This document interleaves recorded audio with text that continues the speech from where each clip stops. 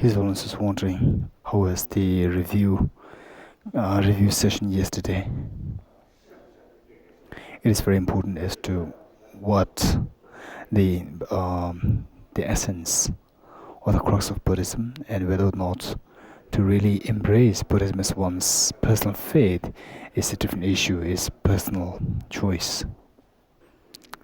In the Aryadeva's 400 stanzas, you'll find rejection of many of the beliefs and belief systems of non-Buddhists. And also in other treatises, such as the Essence of the Middle Way, and so forth, we see the treatises or the tenet systems of different schools. And also in Shantarakshita's text on epistemology, and since Christianity and Islam were not then existing, you don't find a mention of these in those treatises composed by the Buddhist masters. Otherwise, those systems of philosophy that existed at the time in the earlier ancient times, you see that the Buddhist masters, they make it a point to cite all those and then explore, examining as to how true, how tenable these were. So,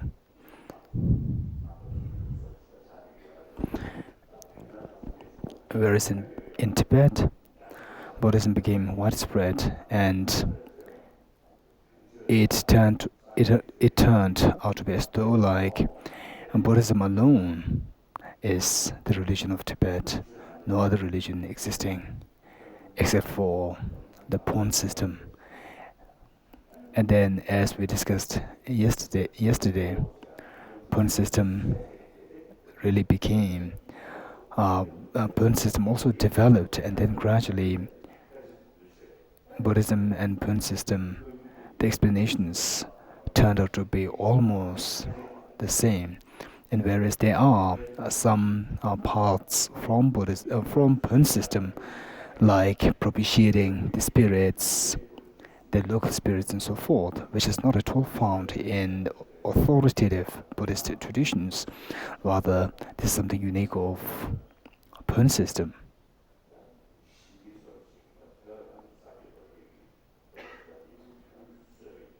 So since that, the local spirits of Tibet, they were being propitiated by the Pönpos. And also, so now many of the Buddhist traditions are found to be borrowed by the pawn system.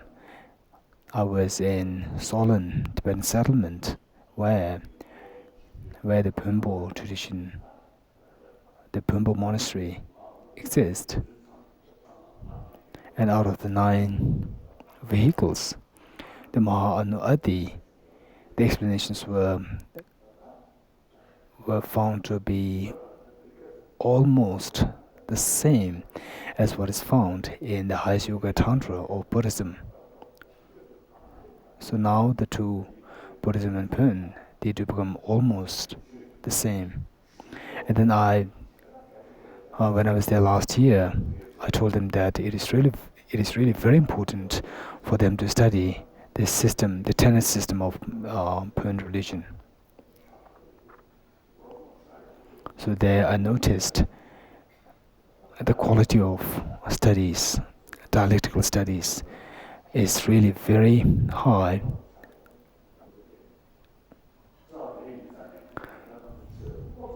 So therefore, studying the Dharma tenet systems is really very important.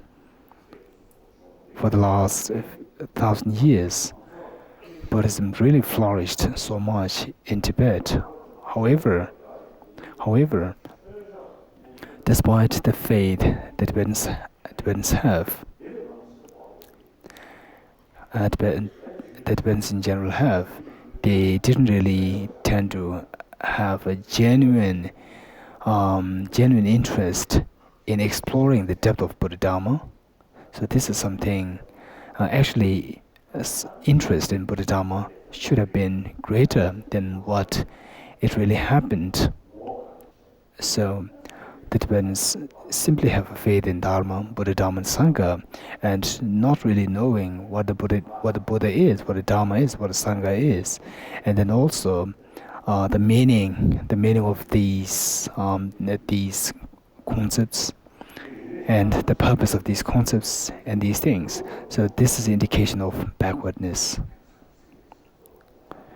And whereas the modern education in the ancient Tibet, of course, this is a different issue. We didn't get the opportunity. But as for the Buddha Dharma, we did get the opportunity. We already have more than 300 volumes of treatises, teachings, direct teachings of the Buddha, and the commentaries by the Indian masters. So therefore, it is really very important to study the Buddha Dharma, and whether or not one cultivates faith in it is entirely dependent on you. Now, saying the praise to our Majesty.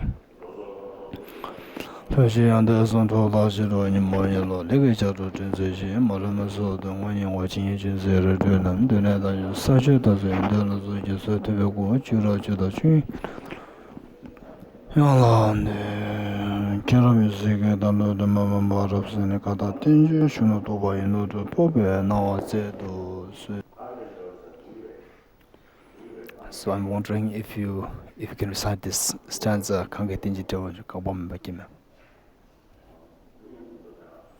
So you said, Kaba meba ke meba, cheba meba ta meba, wa meba jo meba, ta den de min tun ji min, cheba ni shi shi den ba, zo be san ji, ta ba de la cha zen lo.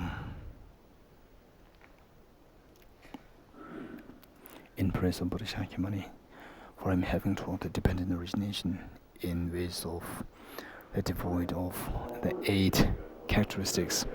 Now in praise of Avalokiteshvara.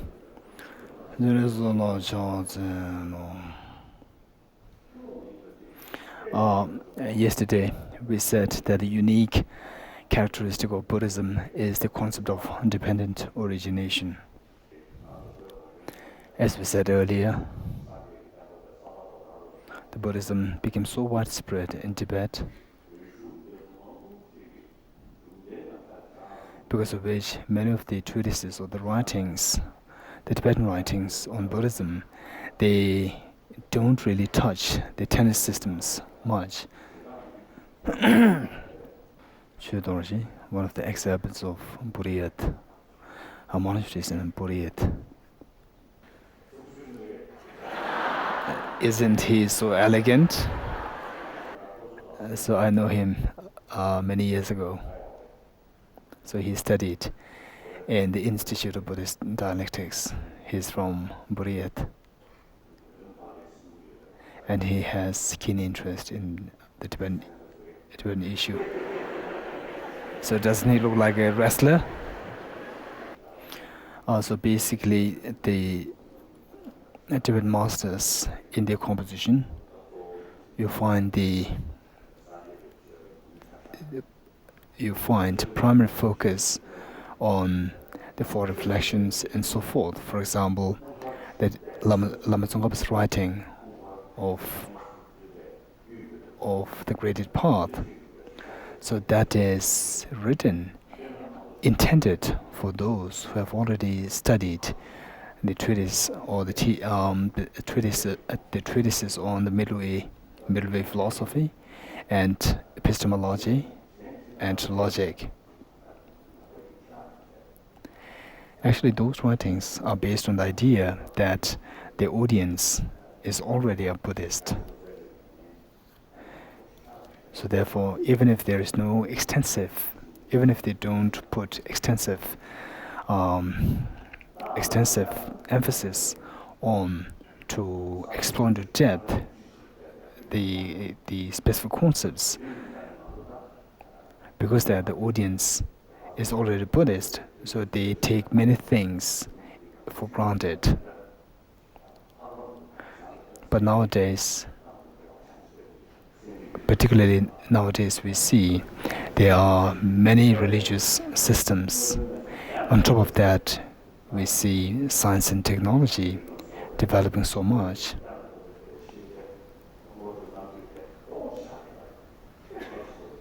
So the modern education, science and technology is really, it forms one of the most important factor for the development of mental, the human knowledge. So it is on the basis of this that material development occurs.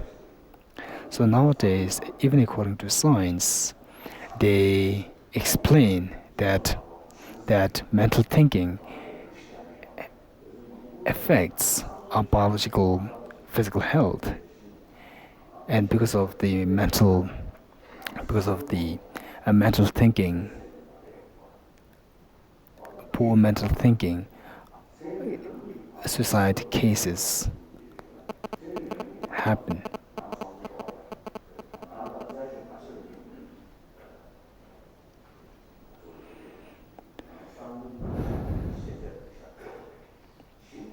So since that the earlier science they didn't emphasize on the importance of mental thinking, the mental element.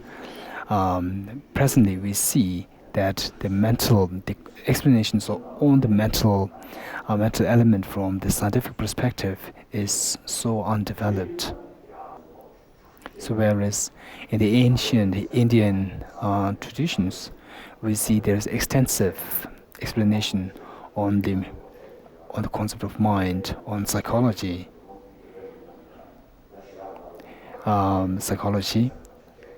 about the various states of mind, various states of the afflictive mental states, and about meditation. So they're extensively explained in the ancient Indian traditions. And whereas in Buddhism, there's a particular emphasis on the concept of dependent origination.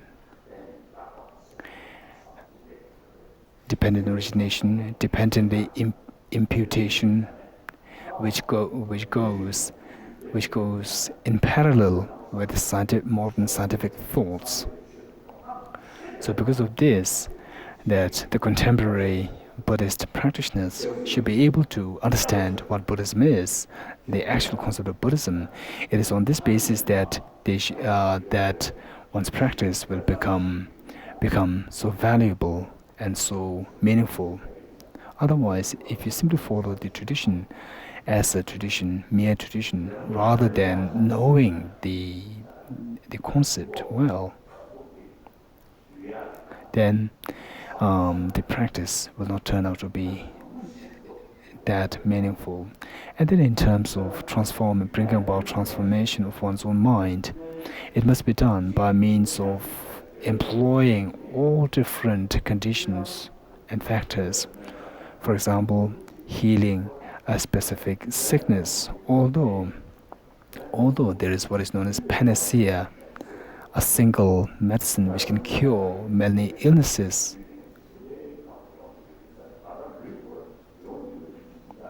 But however, in actuality, since that our body is composed of various elements, the sickness that comes about in a body as well is because of the imbalance of these various constituents of a body. As such, healing the sickness as well should be done by means of introducing various factors to bring about changes in these various constituents of our biological body. So in a like manner, to bring about transformation in a mind, it must be done by deliberately introducing all different factors responsible for bringing about change in a mind. Other than that, if you simply remain devout without knowing the essence, without knowing the whole body of the Buddhist teaching, then your practice will not be that effective. and also in the society at large, if in order to raise the education standard of Buddhism in the community, it is really very important that you study the Buddhism. So therefore, learning or studying the tenet system is really very important. So there are various tenet systems composed in the Tibetan writings. For example, Kunje Longchenpa's composition on tenet system, and the second Dalai Lama Gendun Gyaltso, his writings on the tenet system, and then a concise version of the tenet by Kunje Chimyongpo, and then also Changyerbe, which is a tenet explanation. So first, making distinction between the Buddhist and non-Buddhist schools, and within Buddhism, that distinction between sutric system and the tantric system. So knowing all these distinctions, so someone made a request that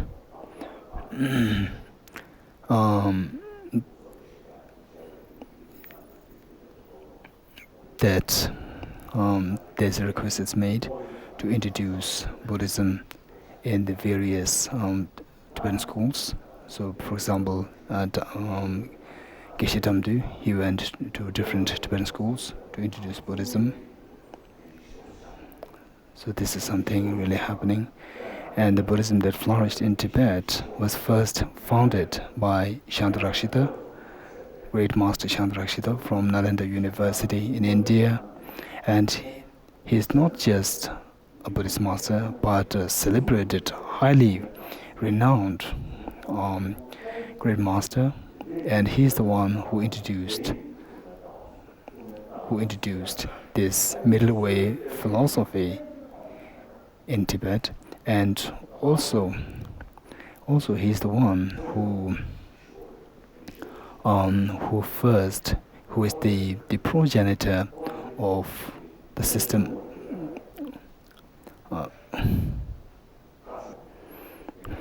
So Shantarakshita, he is the progenitor of the Swatantrika Madhyamika blend, Yogacara Swatantrika Madhyamika.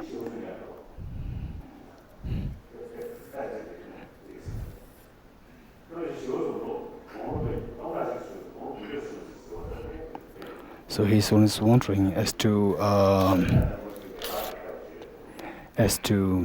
who is the progenitor of the Yogacara Swatantrika Madhyamika. Ubadeva.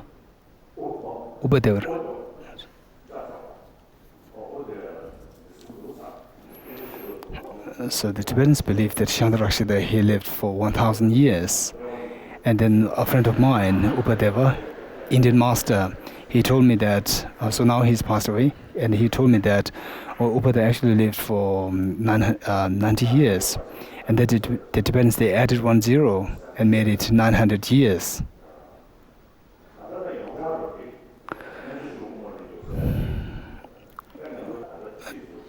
So now widely accepted norm is that Sutrantika Swatantrika Madhyamika system is introduced by Bhava-Viveka, and whereas the Yogacara Swatantrika Madhyamika is introduced or started by Shantarakshita. And the reason why I'm citing this here is that Shantarakshita is not only a greatly renowned master, Buddhist scholarly master of Nalanda University, but also the progenitor of the Yogacara Swatantrika Madhyamika.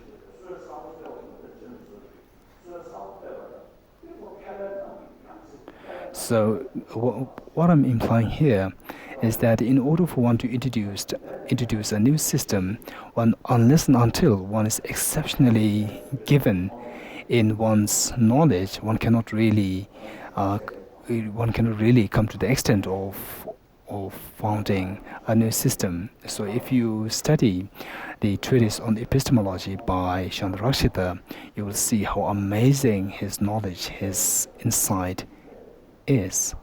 And also the commentary on this epistemology by Kamalashila, who in turn is a student of Chandrarakshita, we see how knowledgeable, how insightful, and how sharp their thinking, their thoughts are.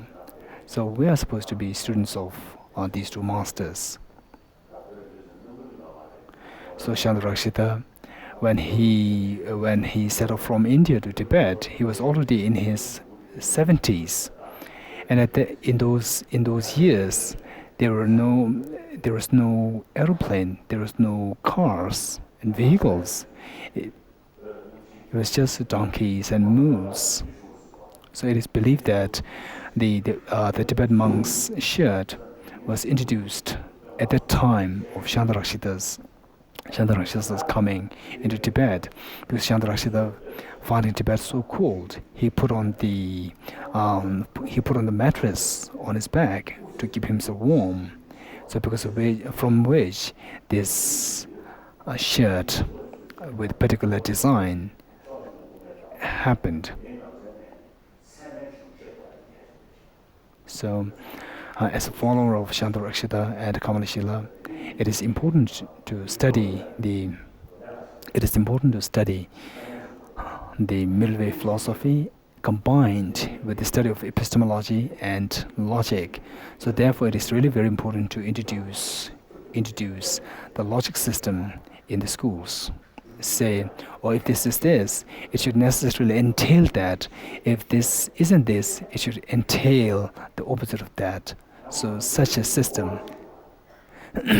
is really very important.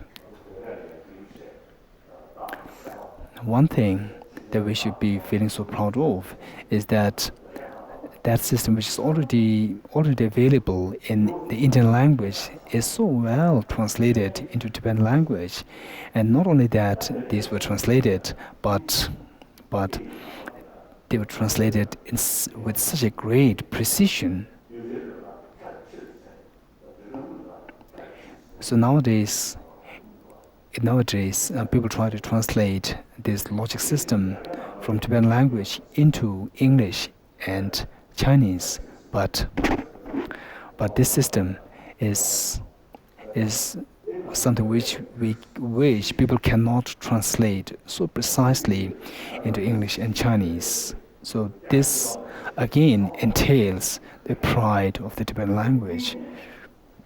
So therefore, whether monastics or lay Tibetans, we should all study this so well. And if you can learn the system of logic, then whatever subject that you learn, it would give you a sense of sharpness. It would give you a sense of precision in the understanding of whatever subject that you might learn. So you'll get 100% precision.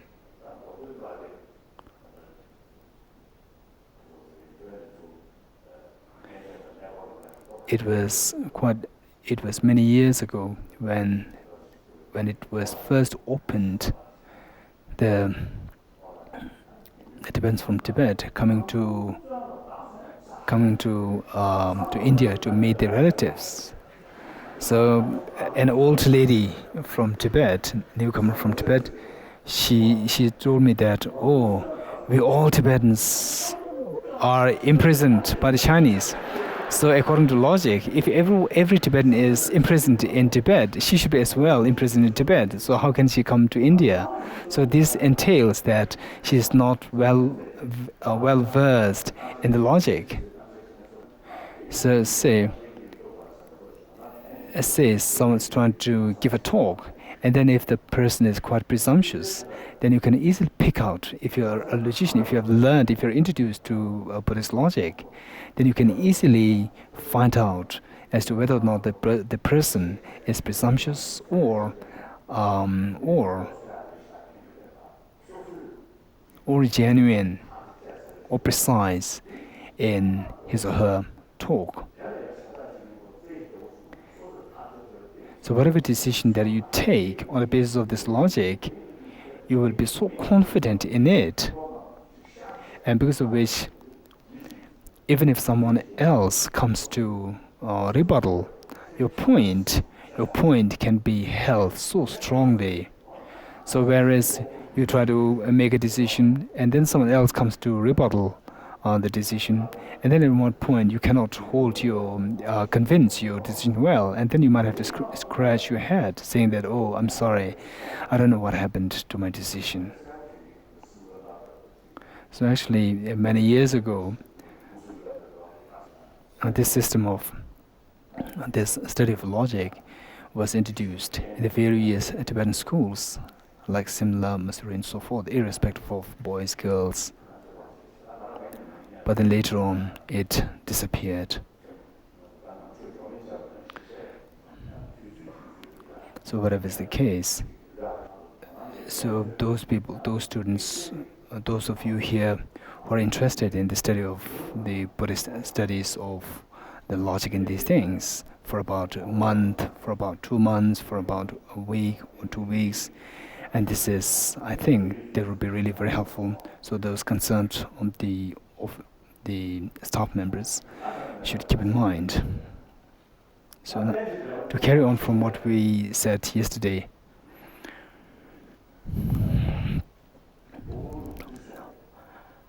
a dependent origination, Nagarjuna said that dependent origination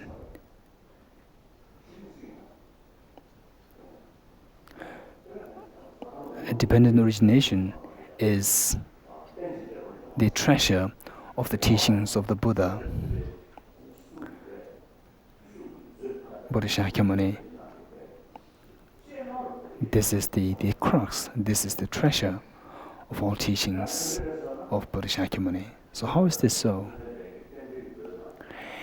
In the Dependent Origination Sutra of the Buddha Shakyamuni, it says, whosoever sees dependent origination sees the truth, and whosoever sees the truth will see the Tathagata or the Buddha. So this is what is found said in this sutra. So here, whosoever sees dependent origination will see the truth, and whosoever sees the truth will see the Tathagata. So what does it mean? What does this line mean? In all teachings of Nagarjuna and also in 400 stanzas by Aradeva, there's a very clearly stated that the Dharma, the Buddha Dharma, is a peaceful and non-violent teaching based on compassion and nirvana. And as set forth in the precious garland of Nagarjuna, in terms of the goals, there are two, the higher states of rebirth, and the other one, the ultimate goodness. And the means to achieve these higher states is the practice of non-violence. And whereas, as for the other goal, the goal of ultimate goodness, it is the wisdom which understands selflessness. So in this connection, when the Buddha said, whosoever sees dependent origination sees the Dharma or the truth.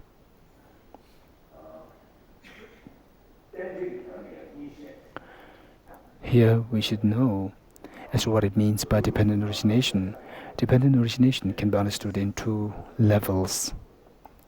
It is found in Nagarjuna's text, and the precision is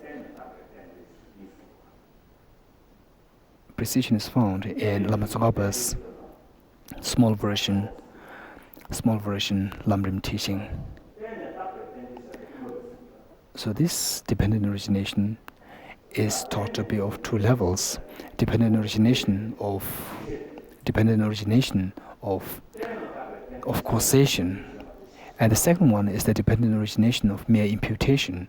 The first one is applicable to all the composite things, and the second one applicable to all phenomena.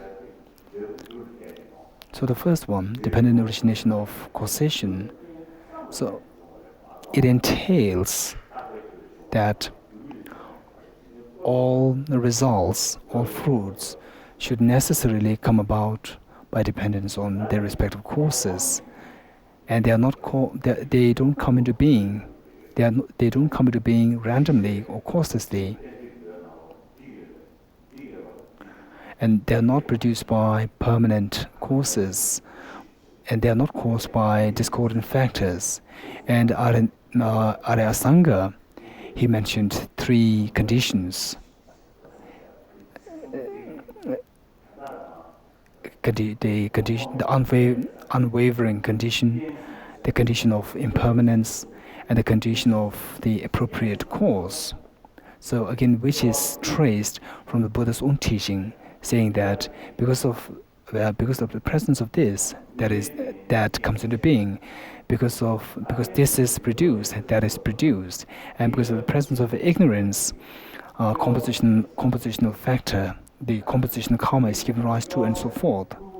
So here, this line from this sutra is explained by Arya Sangha in the form of three conditions, the unwavering condition. So here, the unwavering condition in the sutra, it says, because this is present, that becomes present.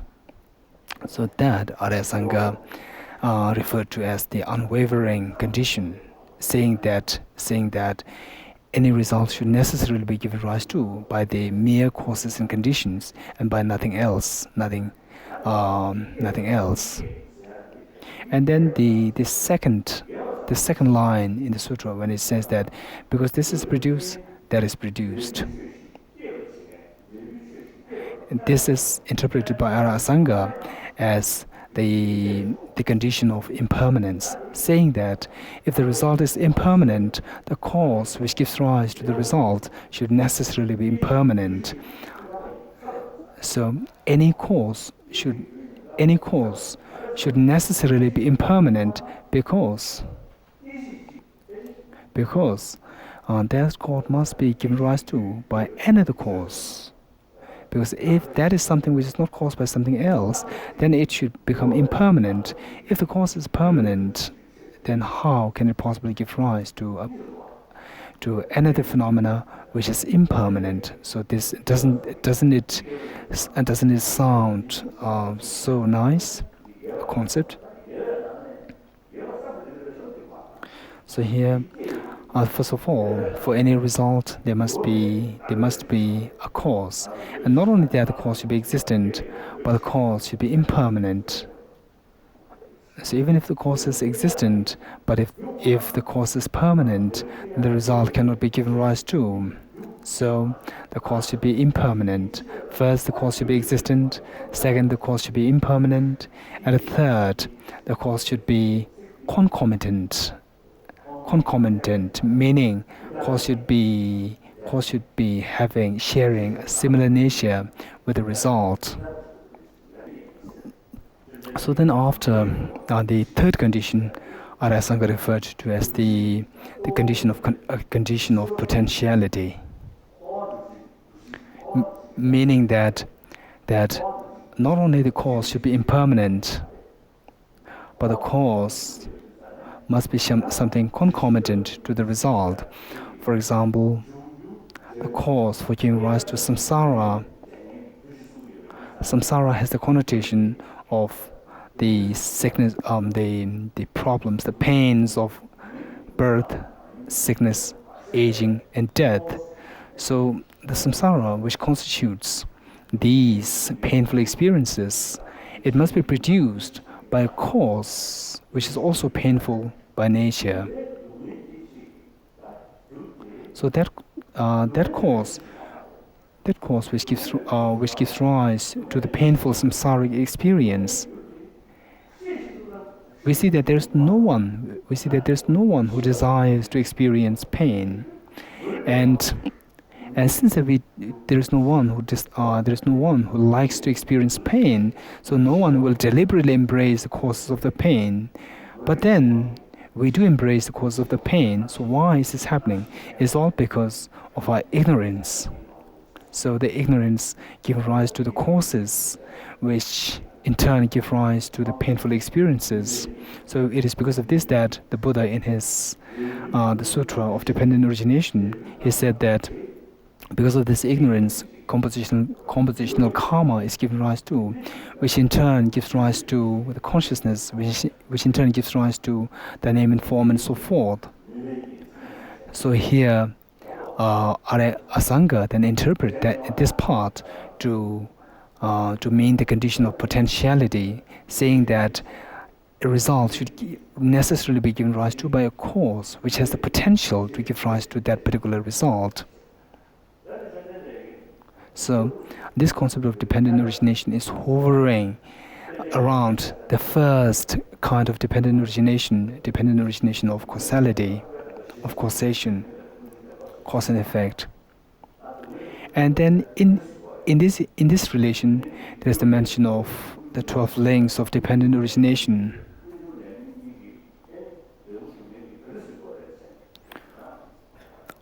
So now the question is, we said that ignorance and their respective afflictive emotions give rise to the painful experience in samsara. Now the question is how these two are connected: the painful experiences as a result, and the ignorance and the afflictions as the cause. How these two are connected? How these two are connected in the form of cause and effect. So to give an elaborate explanation on this, 12 links of dependent origination is taught. So the 12 links of dependent origination constituting two parts, six segments of the six links forming the cause, and the remaining six forming the result. So here, the ignorance, the first link is ignorance, second composition action, third consciousness, and the eighth are craving, and the ninth grasping, and the 10th existence. So these six forming the cause, and then the fourth, the name and form, fifth sources, and the sixth contact, and the seventh, the feeling, and the 11th, birth, and 12th, sickness, aging and death. These six forming the result.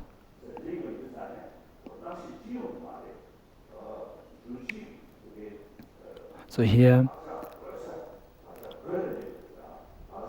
the ignorance, the first link, which is ignorance, giving rise to this compositional karma.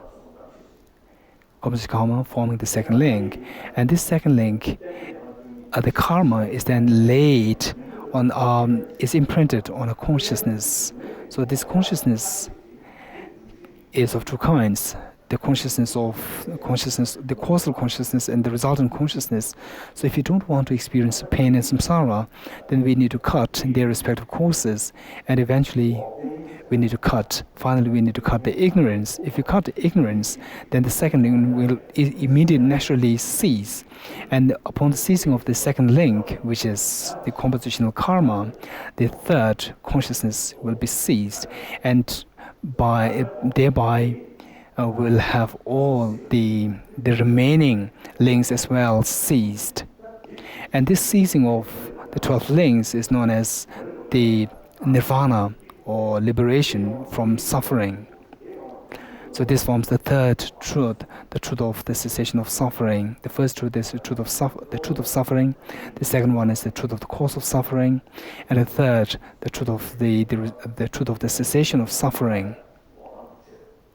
And in order to have this, the truth of the cessation of suffering, the truth of the liberation from suffering, there must be the practice of the wisdom which eliminates the ignorance.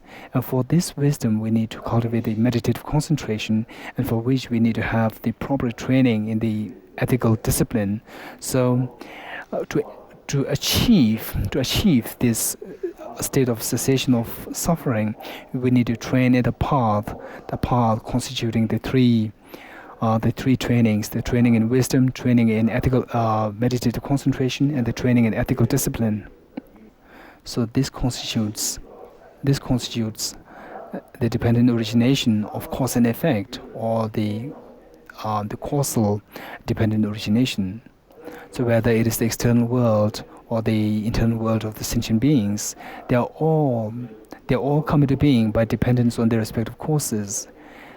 They are not given rise to randomly, but by their dependence on their respective causes and conditions. It is because of the causes and conditions that they undergo change that these come into being. So then, what is the relevance of this in our daily life? And the animals, they know about this. They know about the dependent origination of causality to some extent. For example, the birds, in order to protect their offsprings, they build nests, seeing that by building the nest, their offsprings can be protected, and in order to protect the offsprings from the cats and so forth, they would build a nest high up in the trees. And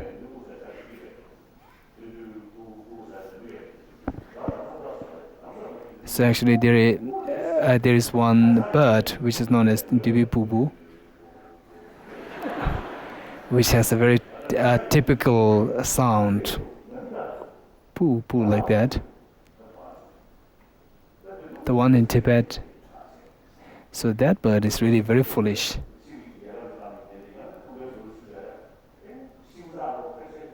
They simply, while building their nest, they simply put all the twigs, and then lay the eggs on there.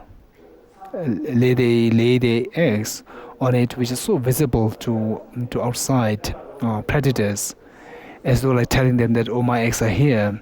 Whereas many of the birds, they simply hide the eggs, which becomes unexposed to the predators. So from this, we see that even these animals, the birds, they know to some extent the causality as to what results, as to the consequence that one's eggs are going to face if you build your nest in the awkward way. And they can also understand as to the change in the climatic condition, change in the weather. They can predict that. For example, and then in terms of human beings, we try to give education to the youngsters with the expecting that the younger ones in the later part of their lives, they will have a more happy life. So whereas without giving education, simply saying prayers, oh, may I be able to have a happy life in the later part of my life. So this is foolish. So we're giving education in order expecting something good happening in the later part of the life. So this in itself is the indication of the understanding of causation, causality. If such and such causes are introduced, then these results are expected to come about. So say again a practical usage of this.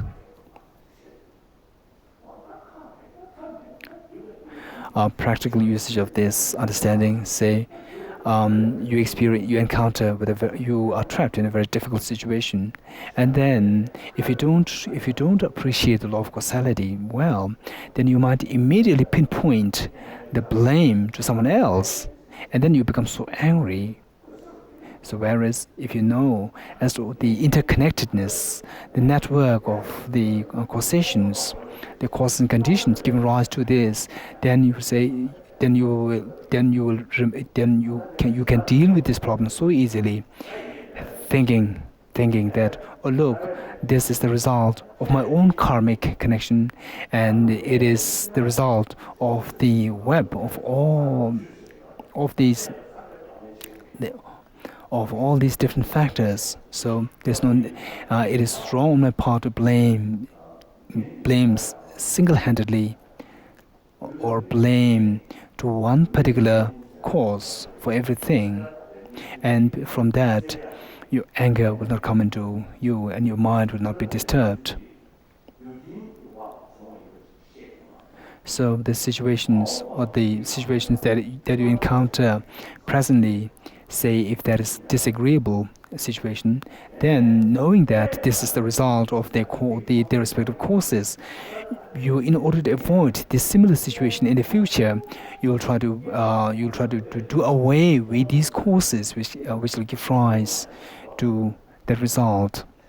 So this is the understanding of, this is the application of the dependent origination of causation in our daily life. And then again, say anger, a very hostile attitude is something so painful to you, and actually the anger arises. For anger to arise in you, there must be a particular target, single individual target. Say you are angry towards one person. So if there is a person to point to blame everything on that person, saying that this is a person who creates all the pain and problems on me, then I must take appropriate measure. I must challenge this person. Then the anger tends to be so strong. And whereas if you understand the dependent origination, that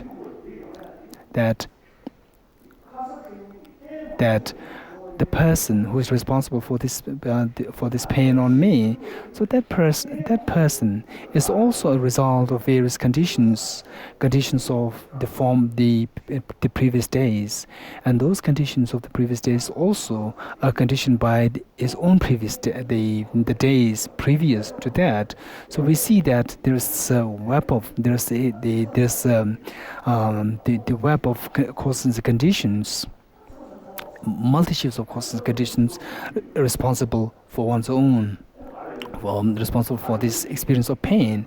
And then also you see that your body is also responsible for this pain, because of the presence of this body. This pain can befall on you, whereas if you are freed of this body, then the pain cannot, there is no basis for the pain to come about. So your body as well becomes a part to blame onto for this pain. So we see that there is no individual target to point to blame for everything, for all the pains that you experience. So this is again the understanding of, and the benefit of the understanding the dependent origination. And also the understanding of dependent origination will help you avert the negative consequences in the future by avoiding those causes from coming into being. So this understanding of dependent origination will give you a tremendous conviction that in order to avoid the negative consequences in the future, I should be alert. I should be so careful the present day, the presently, because the present is responsible for the future consequences. So this understanding of dependent origination of causation and the dependent origination of mere imputation will have a tremendous practical benefit. So far, explanation is on the dependent origination of cause and effect. Now is the dependent origination of imputation. For example, say, tallness. Tallness is a relative phenomena. It comes about in relation to the shorter object. And the shorter object makes sense in relation to taller object. And then the actor, again, makes sense in relation to an action. And the action, again, makes sense in relation to the actor. For example, a stitcher or the tailor. Tailor makes sense if there is the action of tailoring. How can there be a tailoring, the action of tailoring without the tailor? So in order to have the action of tailoring, again, the tailor should be there. And in order for one to be a tailor, there must be this action of the tailoring, stitching. So these are all this kind of the relational connection is not the causal relation, but a dependent origination by means of relation. So similarly, producer and the produced.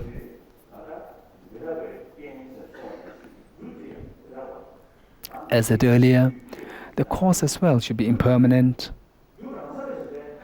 And a cause is not something absolutely a cause. It's not inherently a cause. Because this cause as well, because this cause is a result with respect to its own cause. And this cause, becoming a cause, is in relation to the result. In relation to the result that it gives rise to. Because of this action of giving rise to something, it is known as the cause.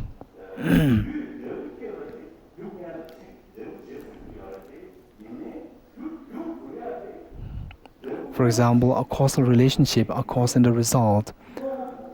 For a result to come into being, the cause should precede that.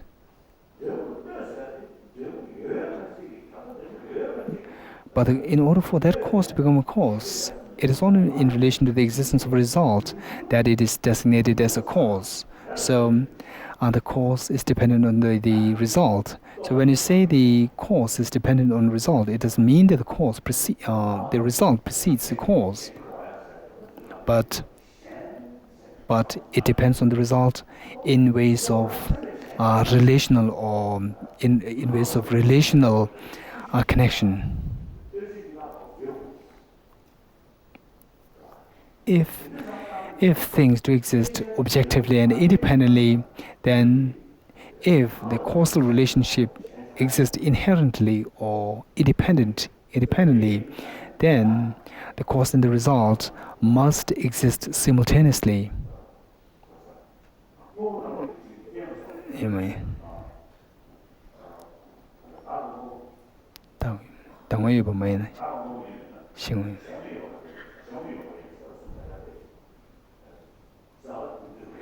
In the fundamental wisdom of the middle way, Nagarjuna says that the nature of the objects is not possessed by their conditions.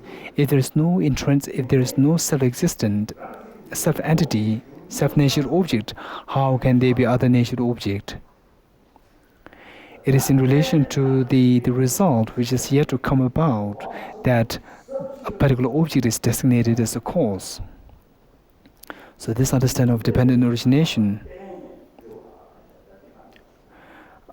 when we explore the depth of the understanding of dependent origination, then finally it will come down to the understanding of the dependent origination on mere labeling, on mere dependence. For example, the whole and the parts. It is in relation to the parts that the whole is designated. And out of the two middle way schools, Swatantrika and Prasangika, both accept the concept of the mutual dependence of the whole and the parts. in Heart Sutra when it says that if the five aggregates are to be viewed as empty of inherent existence, that all phenomena ranging from form to omniscience, they are all mere labels, merely designated by means of labeling, a mere manifestation of one's conceptual thoughts, mere conceptualization and not being rejected by any other valid mind, because of which things are said to exist conventionally. So this dependent origination of mere imputation can be of two kinds.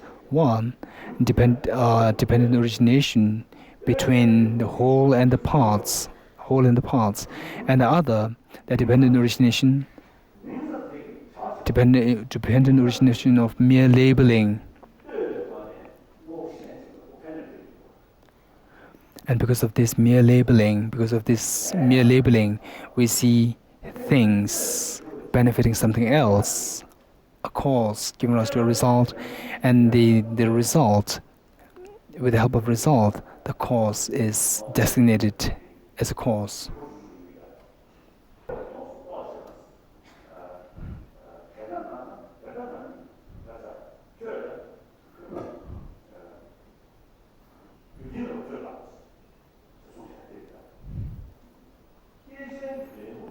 In 60 reasonings by Nagarjuna, it says that anything which is a result,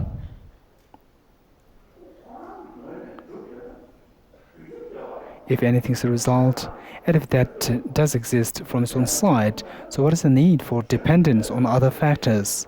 What is the need for that to depend on causes and conditions?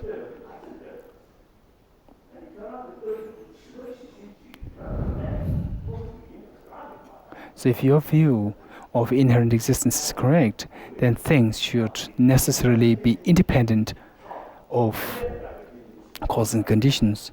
So this is the interpretation of the subtle dependent origination, and this is the ultimate import of the Buddha Shakyamuni's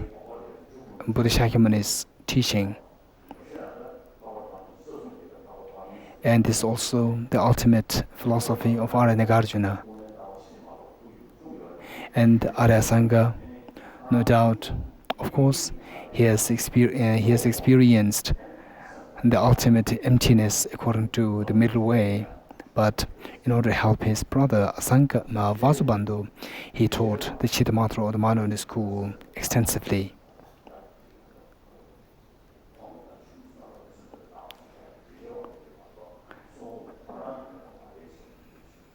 So there's a saying that the writings of Asanga on the modern school, it is primarily to help the disciples, and this is not his own ultimate view. So this subtle idea of dependent origination is what is taught by Nagarjuna. So here, dependent origination, as I said earlier, it is of two kinds: dependent origination of cause and effect, and dependent origination of mere imputation.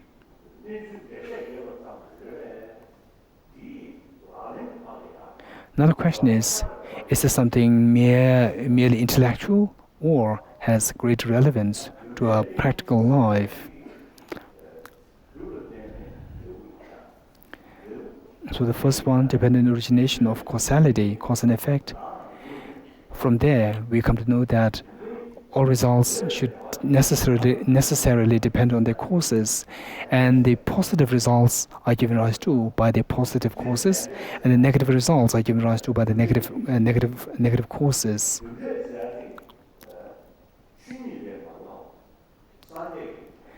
And causal relationship is something by nature. It has not been indoctrinated by the Buddha. It is not being imposed by Buddha. It is not by the karma of the sentient beings, but rather this is what is known as the principle of nature. It's a natural phenomena. And within that, within the causal relationship, There is one which is specific, a causal relationship which occurs because of the of involvement of a deliberate intention of a being. So that particular causal relationship is known as the karmic causality, karmic causation. So karma has the connotation of action, and this action complemented by intention. So although the inanimate objects they also have functions, but the karma here is referred to those actions associated or complemented by a particular intention, motivated by a particular intention.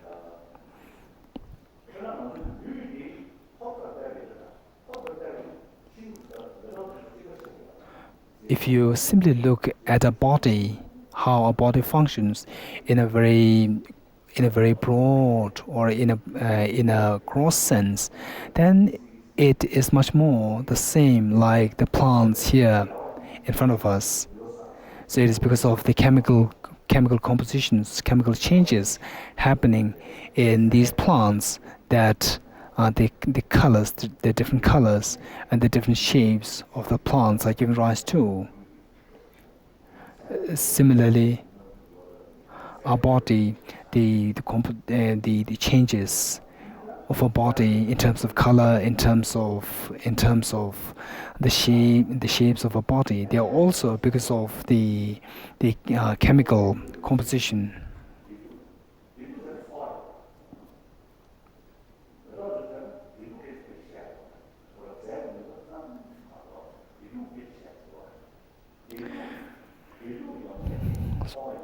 So here, however, these plants, they are lacking what is known as pain and suffering. The pain and suffering can come about only in those having some sense of feeling. So that is a part of the function of a mind. It is a part of a mind.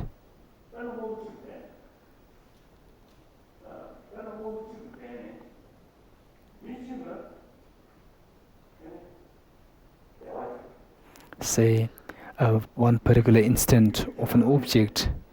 So someone else viewing that object feels a sense of faith, or in terms of feeling, have a pleasurable feeling, whereas a second person viewing the same object will have a neutral feeling, and to a third it might give a painful experience, painful feeling. So if the feelings or whatever given rise to is purely chemical, pure result of chemical reaction, then all these three persons should have the same experience.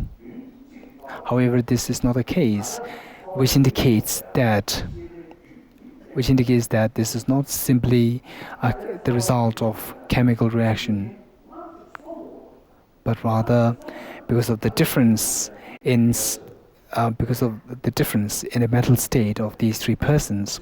And why is this difference in these three persons? Is because of the corresponding causes and conditions which preceded the different conditions that already existed in these three persons.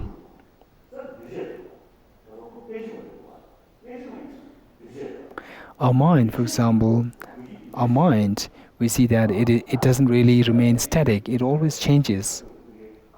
So change has a connotation of transitoriness. So that person or that particular object that gives rise to the three different experiences becomes a cooperative cause. And whereas the feeling, the three different feelings coming to being in these three different viewers is because of the difference in the preceding causes. So these preceding causes are referred to as the karma. And because of these three different karmas, there are three different experiences. There are three different experiences are given rise to. Of course, there are debates or arguments as to karma should necessarily be a mind, and some saying that a karma can assume a physical nature as well. So whatever is the case, we point to the mental factor of intention as the karma.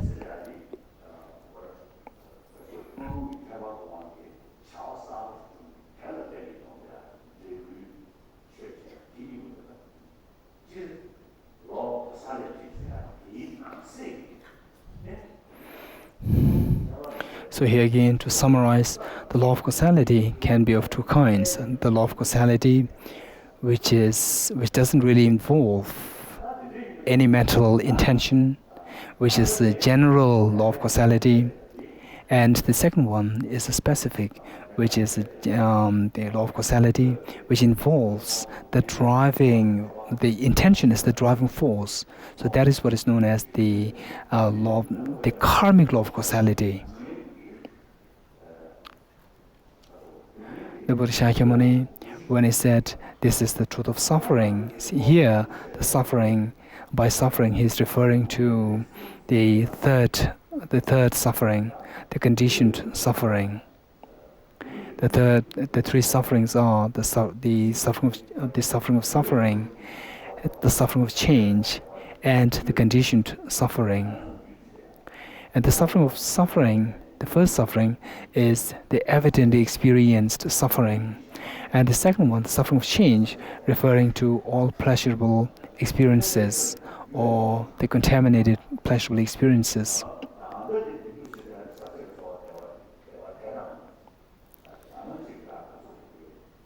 Whereas the kind of suffering referred to here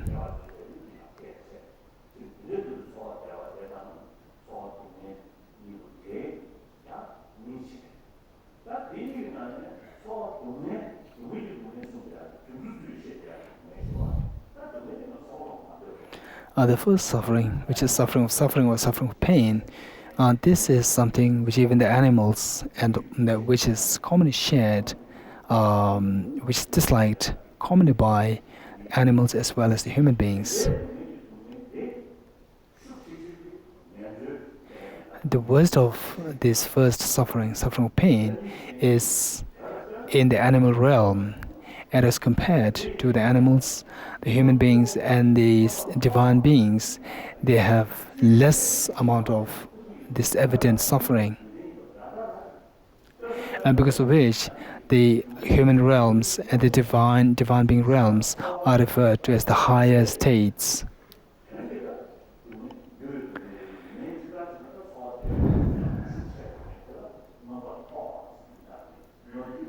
Because of which they are referred to as the higher states, meaning they have less degree of suffering and pain as compared to the animals.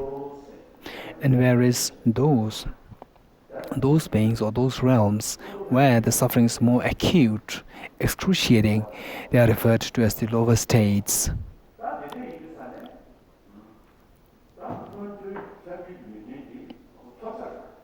So because of which this physical basis, physical body in the high states is something which we need to achieve, although this is not the ultimate object to be achieved, but this is to be achieved. And why is this so? Because in the human realm we have a very specific brain, very sophisticated brain. In order to achieve the high state of enlightenment, or the ultimate goodness, like enlightenment, it is indispensable to achieve these high states with the sophisticated thinking and sophisticated intelligence.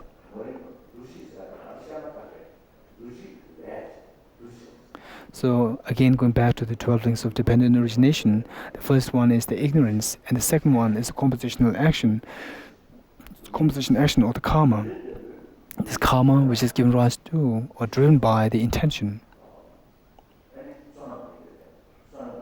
And this compositional action, or the karmas, the second link, can be of three kinds: the non-meritorious action, the meritorious action, and the unwavering action. And those actions which give rise to the lower realms or the lower states is the non-meritorious, and those actions giving rise to the higher births is the meritorious. So among the non-meritorious, we have 10 non-virtuous actions, three physical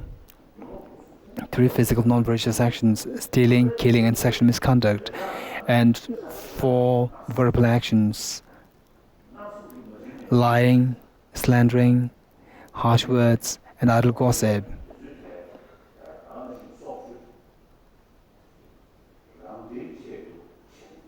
For example, the action of killing. So this is trying to be so unrealistic, trying to control others. And then the 3 mental: covetousness, ill will, and wrong view. And it is because of this covetousness meaning wishing to gain the objects which are already possessed by someone else. So it is because of this that the 3 physical non-virtuous actions can come about: stealing, killing, and sexual misconduct come about. And again, we see that the second in the 3 mental non-virtuous actions, which is ill will. Again, it is because of this ill will that the 3 physical negative actions can be given rise to killing, stealing, and sexual misconduct. And the third of the mental non-virtuous actions is the wrong view. And the wrong view can be of various kinds. And the one that is referred to here is the wrong view which disregards the law of causality, the law of karma, disregarding this fact that oh, if I do this negative thing, I don't care the consequence, as long as it is of immediate benefit to me. So simply disregarding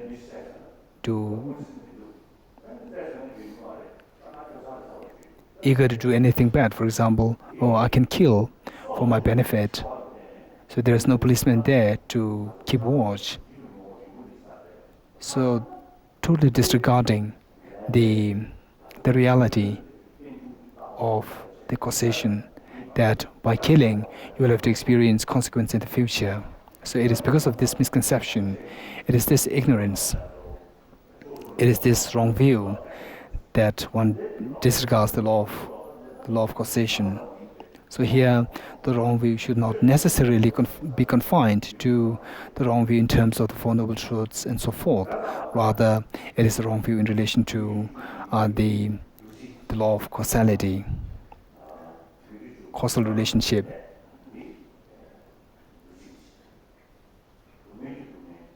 And then, now going back to again 12 links of dependent origination, the second link, which is composition action, which is of 3 kinds. The first one is non-meritorious action. Non-meritorious action giving rise to the lower states.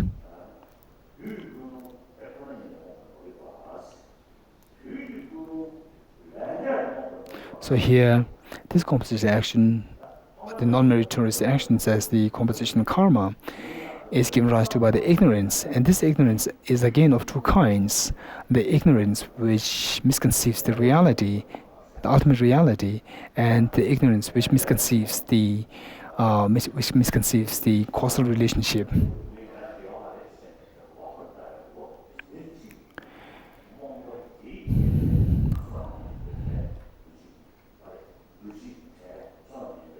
And because of these two ignorances, the non-meritorious action is accumulated.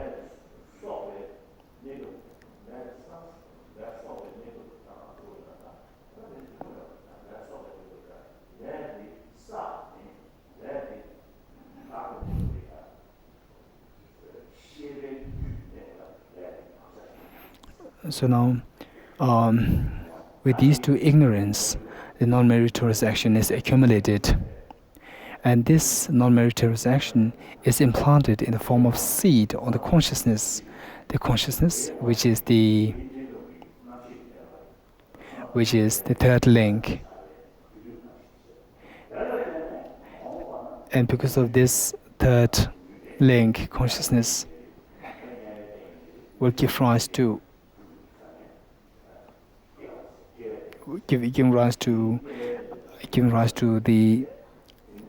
birth in the lower realms, and then will give rise to the aging and death.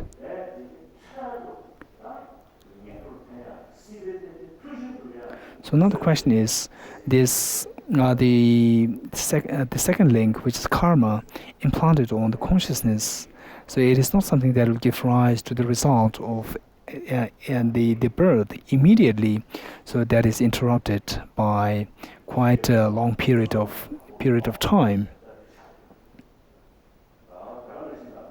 So we need to cut this 12th link of dependent origination if we don't want to experience experience pain in the lower states. So for that, in 400 stanzas by Arideva, it is said that abandon the non-meritorious actions.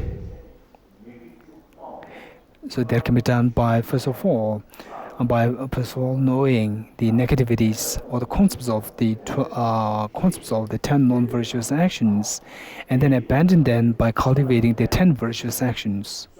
And because of the cultivating the 10 virtuous actions, again, which is the positive karma implanted on the consciousness, will give rise to the birth in the high states. So these 12 links forming the 12 links in connection to the higher births, higher states. And so here, it is by understanding the dependent origination of causality that we will see, that we will understand the karmic connection, karmic causality well.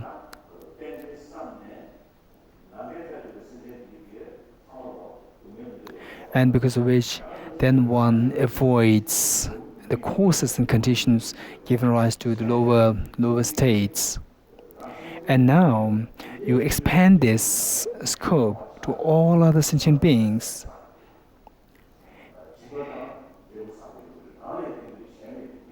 Viewing that, by the practice of generosity, not only that it will benefit me, it will benefit others. And the ethical discipline, it will help me and others both.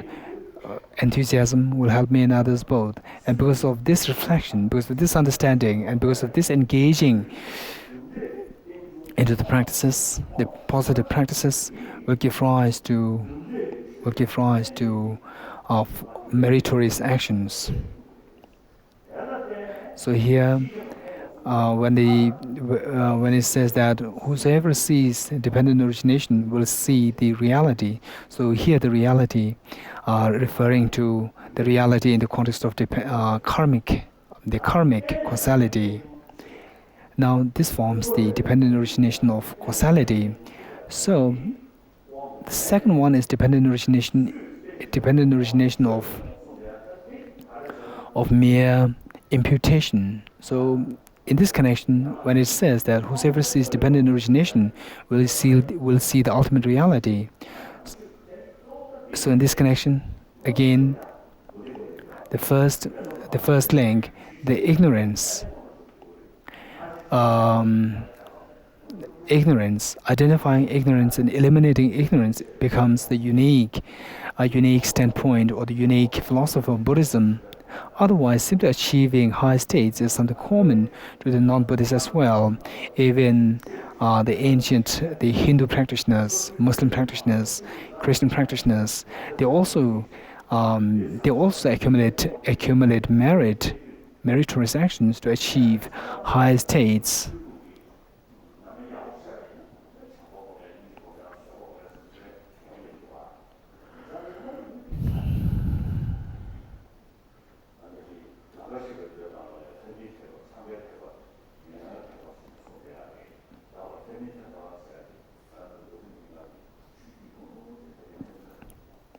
In Langa Avatara Sutra, there is a mention of few vehicles, the vehicle of the human beings and divine beings, the vehicle of the Shavakas, vehicle of Pratika Buddhas, the vehicle of the Brahmas, vehicle of Pratika Buddhas and Shavakas, and the vehicle of the Bodhisattvas. The 5 different vehicles. The first one, the vehicle of the human beings and the divine beings. This is something. All other different religions, they fall in the category of the vehicle of human beings and divine beings.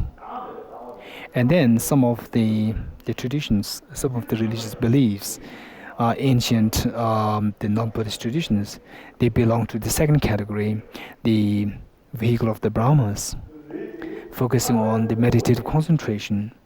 And whereas the tradition which emphasizes on achieving complete liberation from suffering is something which is unique of Buddhism.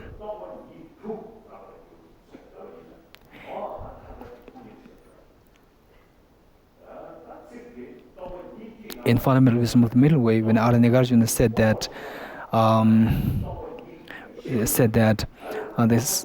the grasping at inherent existence is the cause of samsara, and it is within this emptiness that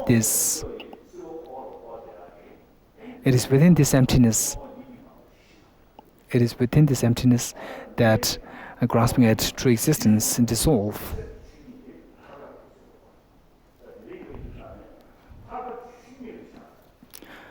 So here, all afflictions, because of meditating on the ultimate reality of emptiness, then all afflictions which are grounded on grasping true existence, they dissolve into this emptiness.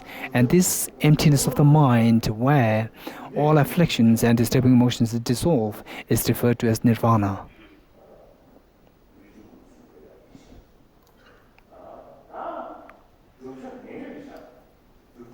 So as said earlier, out of the 2 goals, one the highest states and the other the ultimate goodness.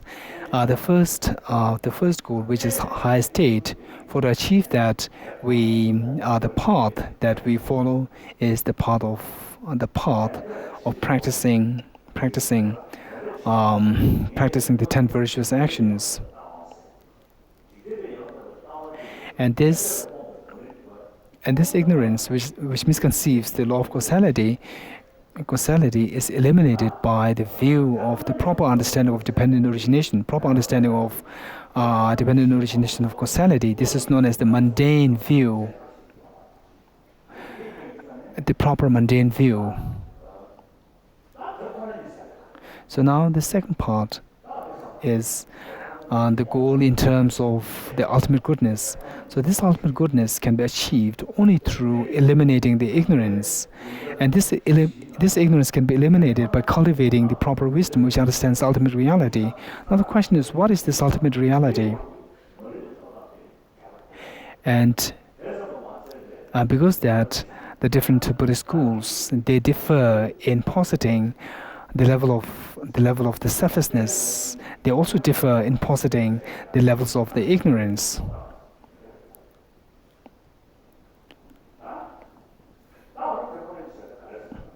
So now the question is, what is this ultimate reality?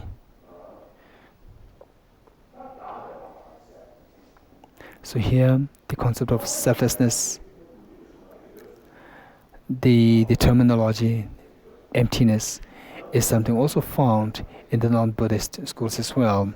And the ultimate reality is also, this word ultimate reality is also found in the non-Buddhist traditions. But the emptiness in terms of selflessness is something not found in non-Buddhist schools.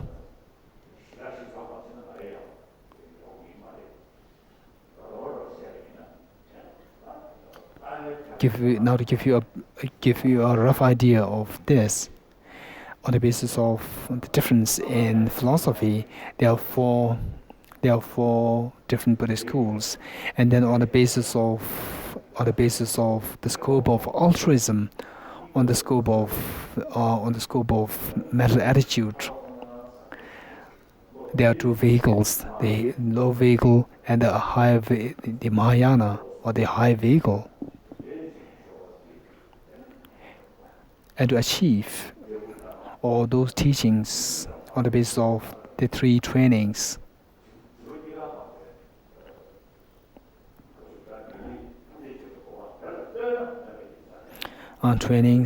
we can achieve the ultimate goodness in terms of personal liberation. So since that goal is inferior in relation with respect to the ultimate goodness in terms of goodness in terms of full enlightenment or Buddhahood, this kind of personal liberation is referred to as inferior, or the Hinayana, or inferior vehicle. And whereas someone wanting to engage in a path to benefit all other sentient beings rather than to oneself alone, so there the attitude constitutes much greater scope. And then also in terms of the action is much greater, and the goal is much more profound, because of which this path is referred to as the Mahayana, which seeks to benefit all other sentient beings. So then the different schools in terms of Vipashka, Sutrantika, Chittamatra, and Manu, and Middle Way School, they are classified in this fashion on the basis of their difference in positing their views.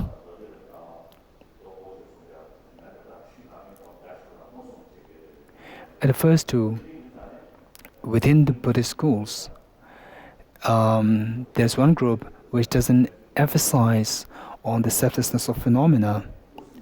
This constitutes Vipashka and Sutrantika. And whereas the Chittamatra and the Middle Way School, they used to emphasize so much extensively on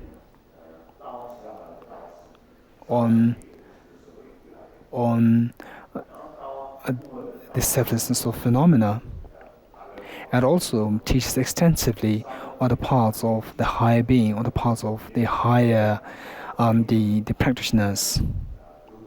Although we do find practitioners whose view corresponds to the view of the Middle Way or the Mindfulness School, but in terms of the actual practice corresponding to the Hinayana. And likewise, vice versa is also found.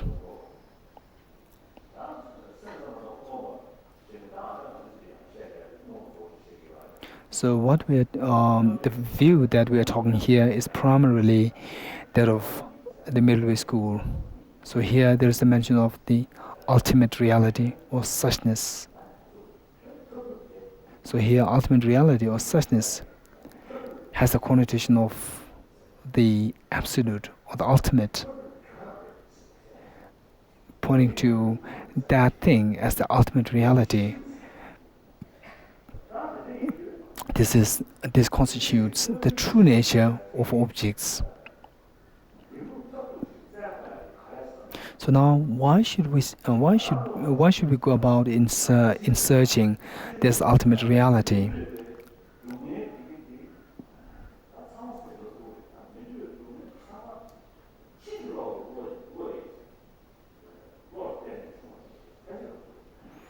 All sufferings, all undesirable experiences, they are given rise to by the ignorance, which misconceives the ultimate reality.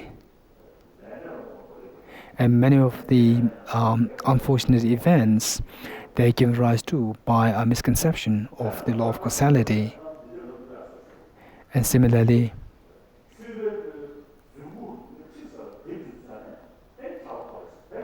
so we can say that when the loophole of all misconceptions is removed, then liberation is achieved, or nirvana is achieved. Because the suffering, the samsaric pains are given rise to by the ignorance, and when one is able to understand what this ignorance is, and then when one understands how the ignorance is misconceived, and then if you're able to eliminate this ignorance altogether, then you are said to have achieved the state of enlightenment or liberation. So here, the state of liberation can be achieved by eliminating this ignorance altogether, by being able to point to the flaws of ignorance in a consummate state.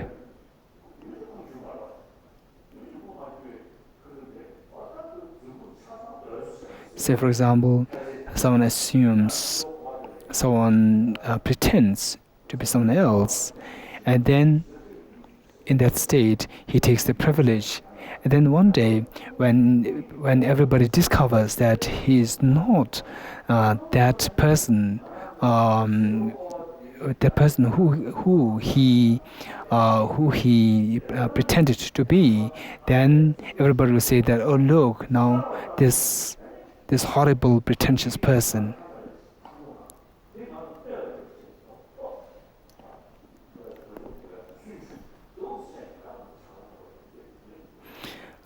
All these afflictions, like attachment, aversion, they are given rise to by thinking that our perception is so valid and so reliable. So it is said by the seventh Dalai Lama that look at the crossroad of the perception of the illusions. So Nagarjuna, in his Fundamental Wisdom of the Middle Way, said that all the points cited by the lower schools against Nagarjuna, with regard to the causality and so forth, Nagarjuna rebutted that it is all your arguments against me is all because of your inability to understand the meaning of emptiness.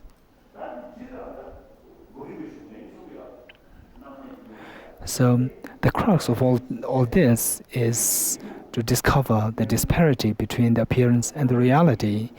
Or, of course, even in the non-Buddhist schools, there you do find a mention of the disparity between appearance and the reality. So now the question is, what is the difference between the appearance and the reality? On the appearance level, everything is seen to exist truly from their own side, and then we tend to rely on it. We try to justify that by saying that things truly exist the way they appear, as so intrinsically and so independently from their own side. However,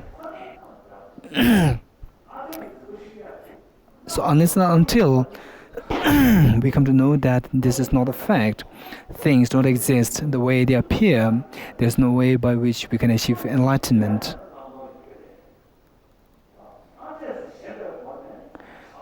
So from discovering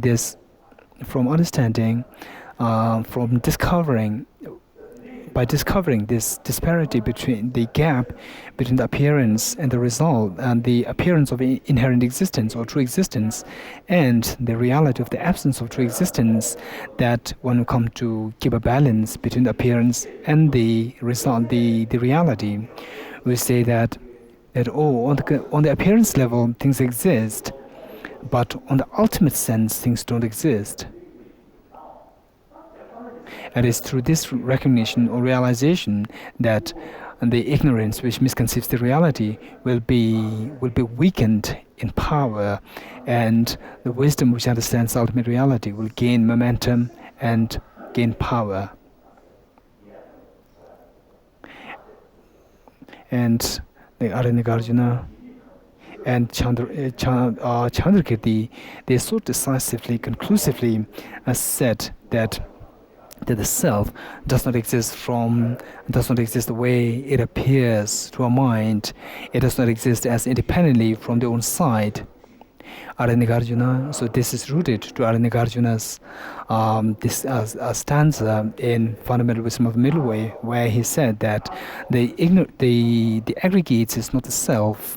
The self is the Tathagata is not the aggregates, nor the Tathagata is different from the aggregates, nor the Tathagata is found to depend on the aggregates, nor the aggregates dependent on the Tathagata, and nor the Tathagata is in possession of the aggregates. So where is the Tathagata?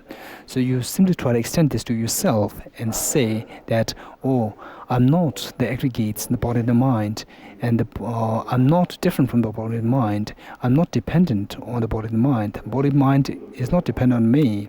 I'm not in possession of the body and mind. And where is I then? And again, as we discussed yesterday, the body is not me, and that my mind is not also me. For example, my mind. Why is my mind not me?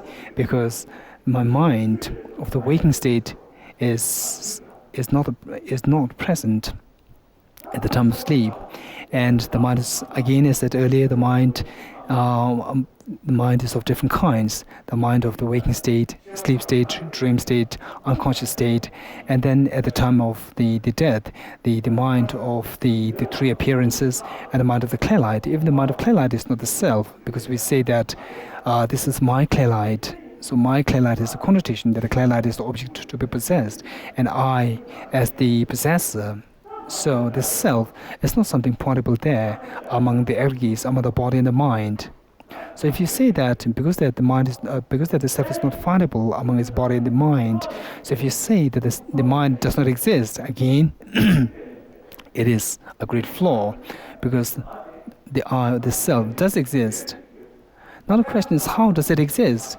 If it does exist, it should be pointable, but it's not pointable among the body and the mind. So what is and at the same time, if you say that the self does not exist, again, it contradicts our experience. So the only alternative left with us is to make the conclusion that the self exists not from its own side or objectively, but it exists through mere designation by our thought.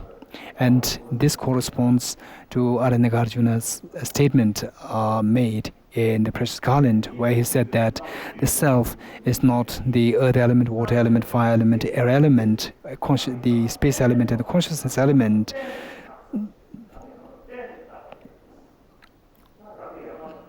So where is the self then? And also Chandrakirti, in his supplement to the Middle Way, he said that the self is simply designated on the basis of its limbs or its parts.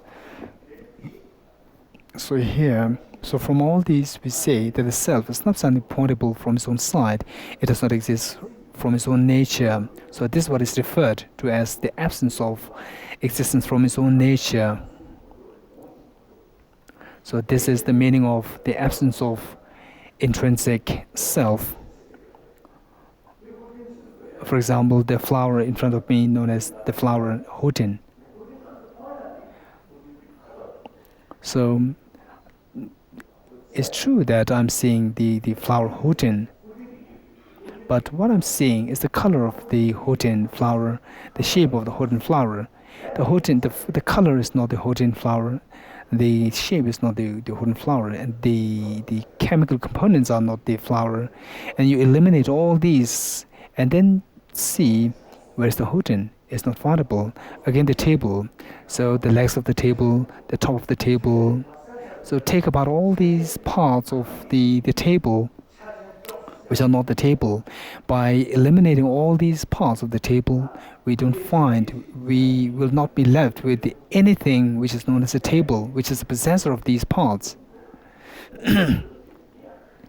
So similarly, whatever object it might be, through examining, through analyzing, we see that nothing is there to be pointed to as this or that.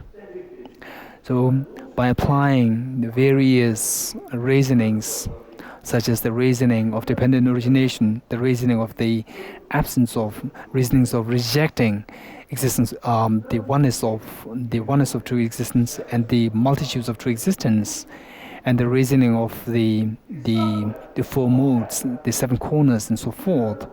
We reject existing any degree of existence, the existence from one's own nature. So this rejects the perception to our innate mind. And it is because, whereas if you give consent to this appearance, then naturally all graspings, all afflictions will come about. It is on this basis that our Nagarjuna, when debating with the lower schools, he said that all the arguments that you put forth against me is all because of your inability to see the purpose of emptiness. Say the self, I am Tibetan, I'm a bhikshu, I'm a man.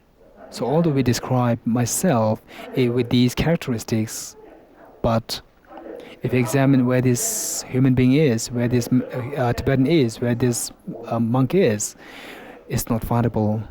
So we see that it's not findable objectively, but it doesn't mean that I don't exist. I do exist. Then how do I exist? So the only possibility, the only choice left is to say I exist simply on the conventional level. Other than that, there's nothing existing from its own side. So this is the power. This is the crux, the essence of our Nagarjuna's logic or the reasoning. So because that things exist by dependent origination, by dependence, it rejects the independent existence. So this is such a marvelous skill and marvelous reasoning.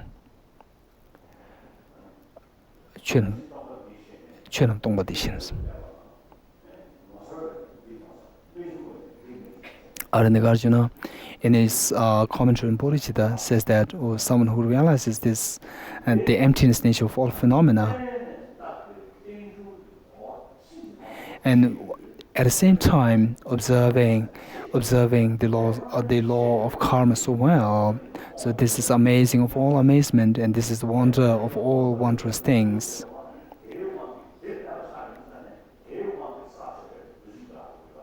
So now, going back to 12 links of dependent origination, because of this understanding of emptiness, of independent existence, or from their own side, we reject or we abandon the ignorance which misconceives the reality, which misconceives that things exist from their own side. And because of eliminating this ignorance, then the second link is removed, and because of which the third link ceases, and because of which the fourth and ultimately the 12th. So this is how we eliminate the 12 links. The elimination of 12 links is freedom from suffering. So this is what is meant by whosoever has seen dependent origination has seen the ultimate reality. So here, the dependent origination in the second context is the dependent origination of mere imputation. Because of this understanding will give rise to the understanding of ultimate reality. Ultimate reality here referring to the absence of independent existence. And because of seeing this ultimate reality, and someone actualizing this ultimate reality will abandon both the obscurations of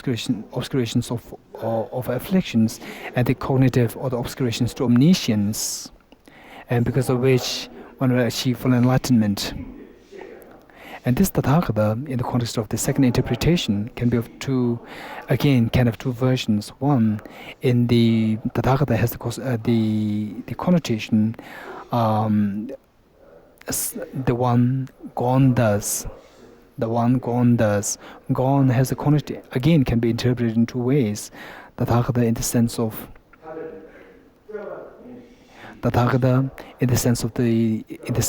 the truth body of the Buddha, and in the sense of the form body of the Buddha. if you refer to the form body, then that arises, gone thus, meaning from this vast expanse of emptiness, ultimate reality, the Tathagata arises, the form body arises. So this form body, it goes away from this, or it evolves from this vast expanse of the ultimate reality. And the ultimate reality, so this Tathagata, referring to the ultimate reality itself, so then this is the Tathagata going into this ultimate reality, emptiness. So now the summary. Dependent origination is of two kinds: dependent origination of causality and the dependent origination of mere imputation. The first one is the dependent origination of causality, or the law of causality, and the second one is the subtler one, which is accepted by all the middle school, which in turn is of two kinds. One, the dependent origination of imputation on the basis of the whole and parts, and the other, dependent origination of mere imputation. And the first one interpreted by both the middle school, and the second one is accepted only by the mathematical school. So for one to understand Buddhism so well, so this is what we should be understanding. So Lama Tsongkhapa, in his praise of dependent origination, in praise of the Buddha for his having taught the dependent origination, he said that it is you, the Buddha Shakyamuni, to whom the great intelligent ones will appreciate for your having taught this profound experience of dependent origination. And then Lama Tsongkhapa, he further added, saying that, so far, although I did have a deep, profound faith in you, but I didn't see such good qualities in you. So now I could see something so profound, good qualities in you. So that is your having understood emptiness and dependent origination. So although Lama Tsongkhapa, when he was younger, he did see many good qualities in Buddha, Dharma, and Sangha. But when he say, I didn't see any qualities in you before, probably here he is referring to any profound good qualities. And then he said, and then he further added, now look, I'm approaching my death. At this point, I see something in you. And this is a great source of joy for me.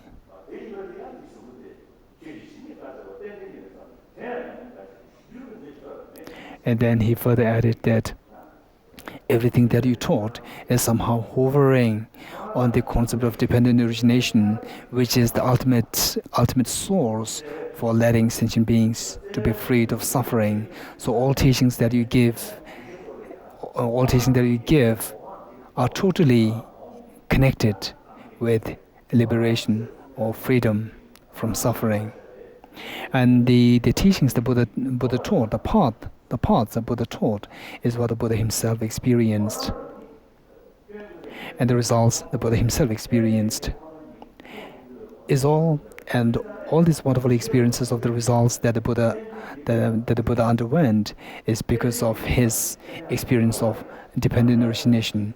And the purpose for the Buddha giving discourse on emptiness is to lead all beings to achieve ultimate reality. So there is no teaching not connected with the emptiness that the Buddha has taught. And similar is a tone, is a voice of Gyaltsen Rinpoche. Where he said that for someone who's the intelligent one, in order to gain a genuine desire to achieve liberation, one should have gained perfect insight into emptiness, into liberation or nirvana.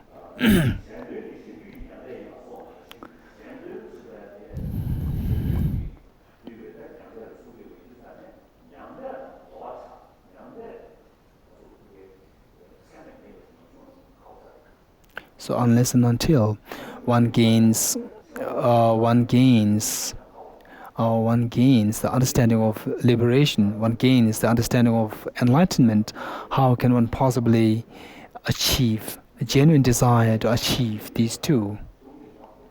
So therefore, for one to gain a genuine sense of renunciation, the understanding of emptiness is indispensable. And again,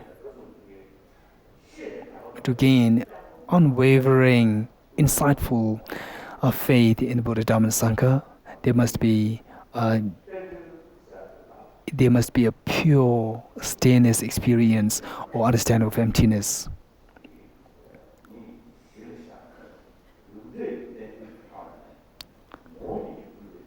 So here, through understanding first, the understanding of dependent origination of causality should lead one to understand the dependent origination of mere imputation. And the Buddha himself said that whatever is produced from causes and conditions is not produced inherently. So here, the Buddha Shakyamuni himself is leading the beings from the understanding of the dependent origination of causality to the dependent origination of mere imputation. So for someone to gain a genuine insight into emptiness, insight into the Buddha Dharma, one must have the understanding of dependent origination.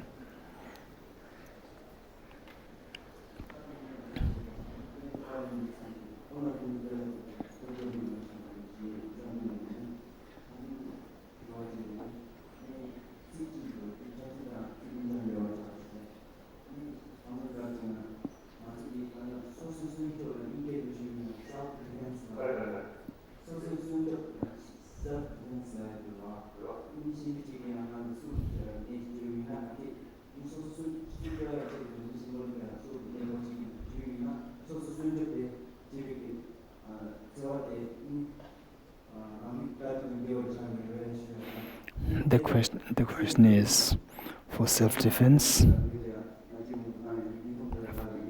For self-defense.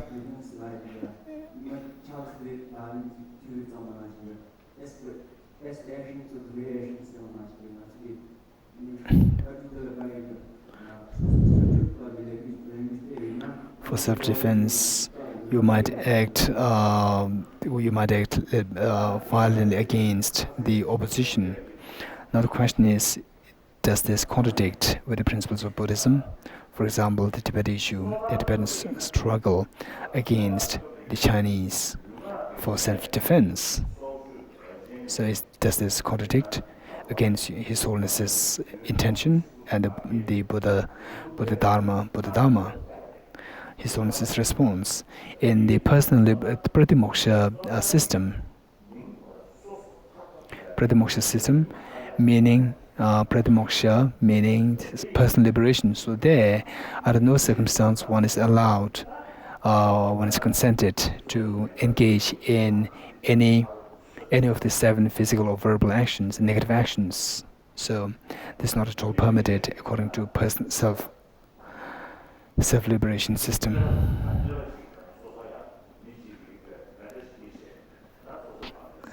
This is what I usually share with people. Say someone coming to kill you with a gun in his or her hand. So then in a similar way, if you have a gun, then I would rather suggest I would suggest that you can use the gun, but you can instead of hitting the other person to his head, you can hit his legs or his arms. So as said earlier, the Muslim invasion of the Buddhist monasteries in India. So there, even the Muslims when they start killing the Buddhist monks by hitting sword and so forth, the Buddhist monks, they remain totally restrained, not at all retaliating. So now the second part is transcending the first thinking personal liberation, that is, thinking of all other sentient beings in association with the cultivation of bodhicitta.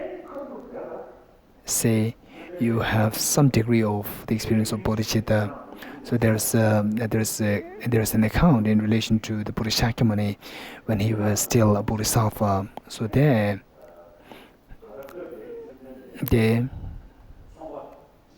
he was one of the merchants,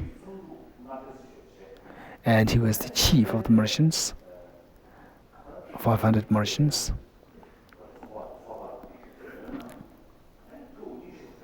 And he's this bodhisattva, the head of the merchant was imbued with compassion. And then out of the 500 merchants, there was one who planned to kill the rest of the 499 merchants, thinking that all belongings, all treasures is what he's going to achieve. And then the Buddha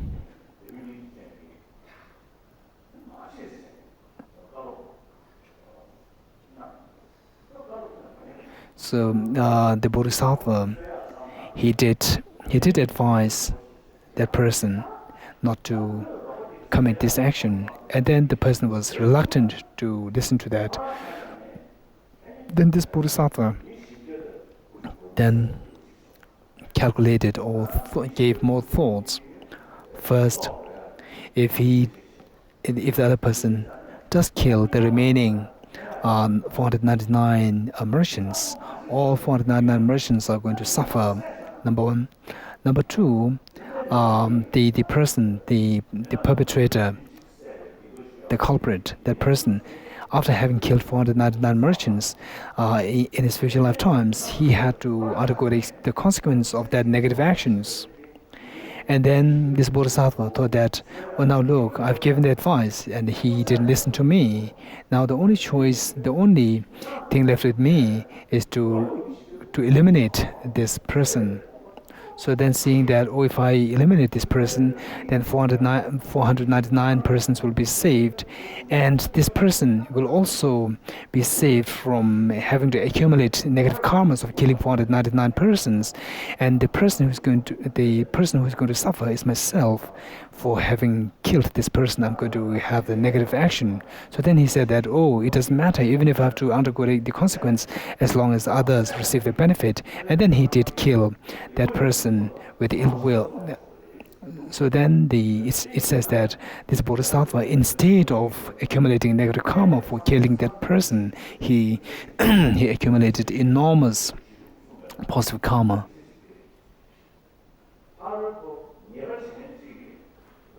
So one of the infractions, one of the downfalls of the Bodhisattvas associated with the Bodhisattva's commitments is that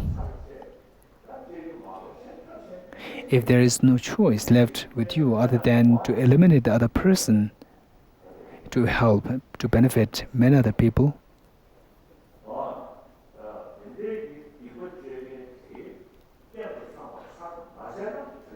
so then it says that if you don't take appropriate measure in accordance with the situation, then it is one of the downfalls of the Bodhisattvas. In the Bodhisattva yana, there is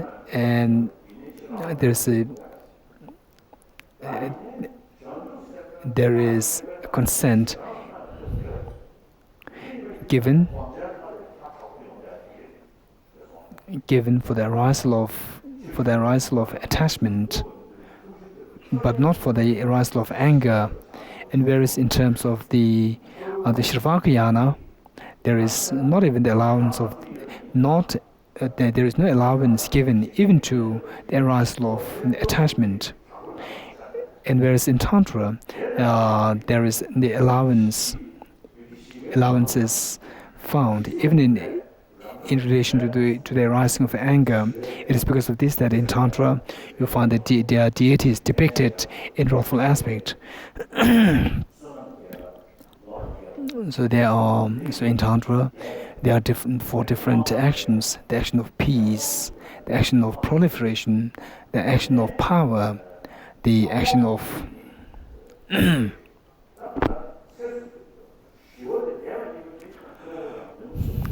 the first two, the deed of peace and the deed of proliferation, the proliferation of wealth, the proliferation of fame, and so forth.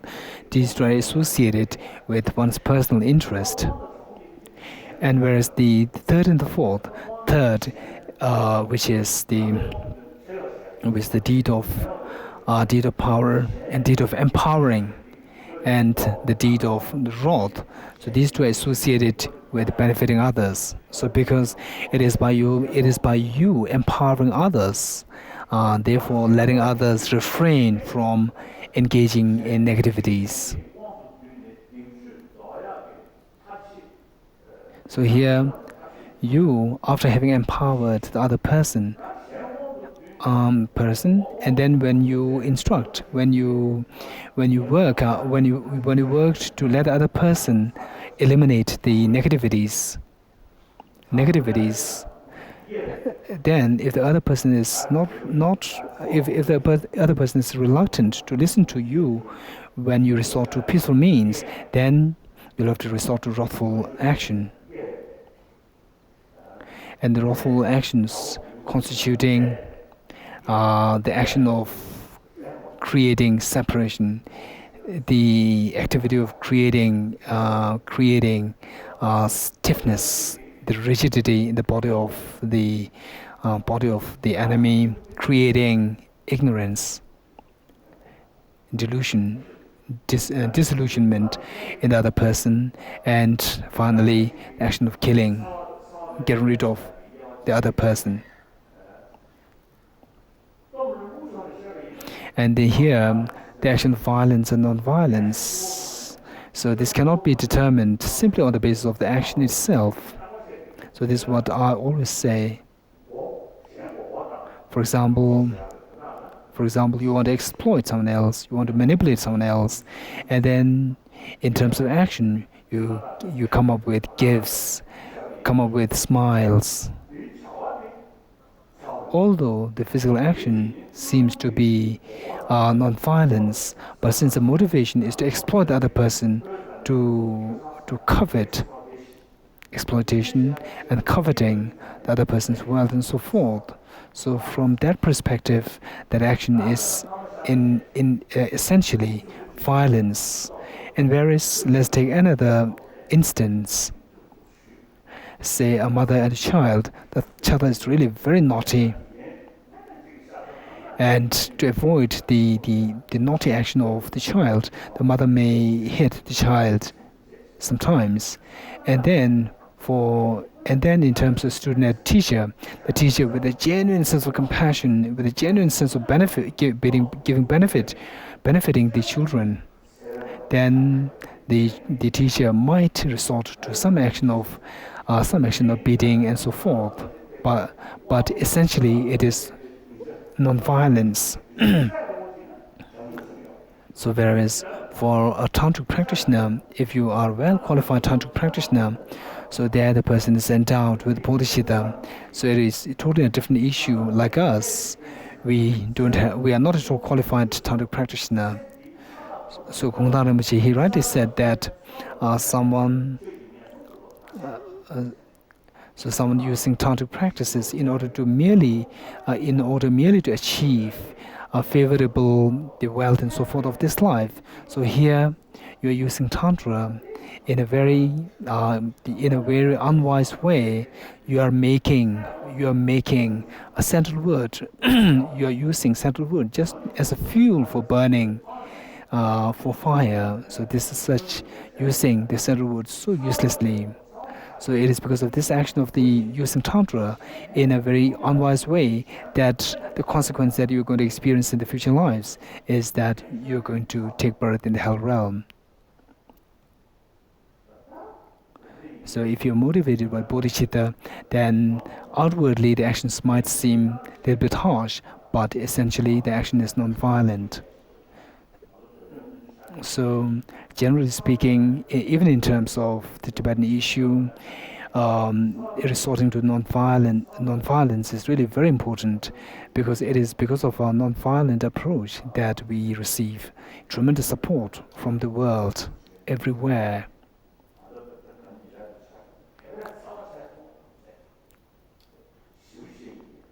So say the recent events, even on the Chinese, they get a very good excuse, saying that look, the Tibetans are resorting to violence, that we have to clamp down the Tibetans, the Tibetan riots with force.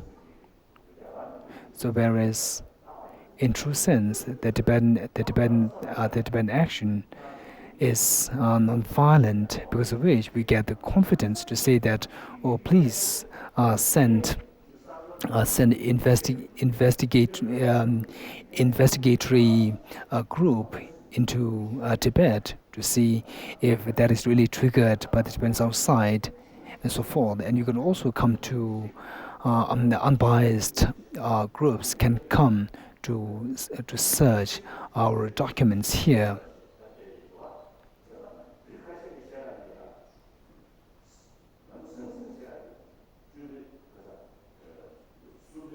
Some sources say that the riot happened on 10th of March, whereas the Chinese, they were not citing it from the 10th, 11th, 12th, 13th, but they were citing it from the 14th.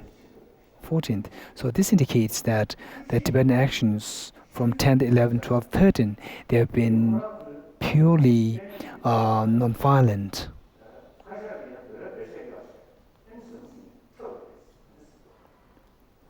Whereas it was on 14th that there was the violence happening. So some sources say that violence was deliberately created by the Chinese themselves. So this riot, even from the point of view of the Tibetan issue, the non-violent approach is really very important. Second question.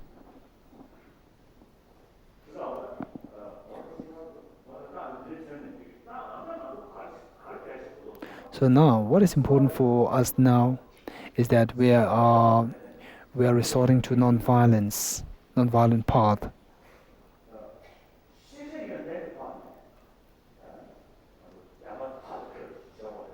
So this non-violent approach will become practical only if we have a qualitative education. So because of this, the young Tibetans here, it is very important to emphasize on the study and education. Now look at the Tibetans inside Tibet. They are in such a stressful, such a fear and tension. And I've been meeting with many Tibetans from Tibet. He told me that he is so well educated, and because of which he gets good salary, and he has a good dwelling, and his children, they are in good schools, so he has nothing to worry about. But then he said, I'm a Tibetan, and because of which, within my heart, I have always a feeling of someone else always putting pressure on me, and then he's shedding tears. So this is the plight of Tibetan people. So this is what the Chinese are totally ignorant of. The Chinese make the propaganda that, oh, we have given money to the Tibetan people, we have given houses to the Tibetan people, and so forth. But in true sense, they don't know what is the kind of feeling in the hearts of the Tibetan people.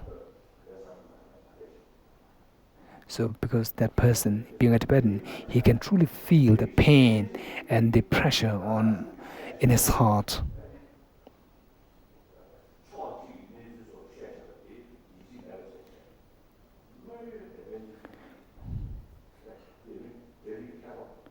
So now there are many Chinese writers who don't rely who don't rely on the one-sided information by the Chinese, the Chinese authorities, Chinese officials. So even among the Tibetans, the Bao Pinsunamgyel, who is a communist presently in Tibet, and he is now so old and he has been struggling so much. He's saying that, oh, we Tibetans need to have the right according to what is assigned, what is given in the constitution set forth by Mao Zedong. So so therefore, in order to take this Tibetan struggle in a non-violent way, we need to have the weapon of education, and this education is of two kinds. One, which is the traditional education of the Tibetan people, the Indian Nalanda University, Buddhist University. So I don't know about its fame in the entire world, but no doubt in India, it is so well renowned. It is considered as it is considered as it is considered as one of the most respected universities. And in fact, we can say that it is the first renowned university. It is the first university that evolved, that came into being in the entire in the world. So once in Bologna, I was given the honorary degree in that university, and then as part of that ceremony, so they put me a ring in my finger, and then I told them, I being a monk, am not allowed to put ring, but because that you're honoring me, I'm really going to take part in it fully by putting on the ring. So here, one of the oldest universities in the West is. It has only a history of 1,000 years, but Nalanda, imagine, it is more than 2,000 years. So therefore, I proudly tell people, the Westerners, that Nalanda is the oldest university in this world. So here, the great Nalanda master Shantarakshita, he himself came to Tibet from Nalanda University.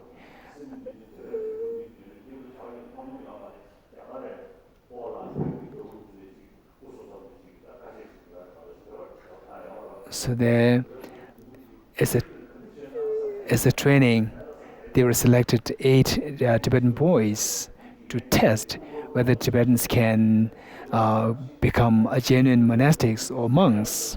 And then I was wondering, these 7 boys must be naughty. And I'm wondering as to how these 7 young Tibetan boys, they deceived this great Nalanda master by being so naughty.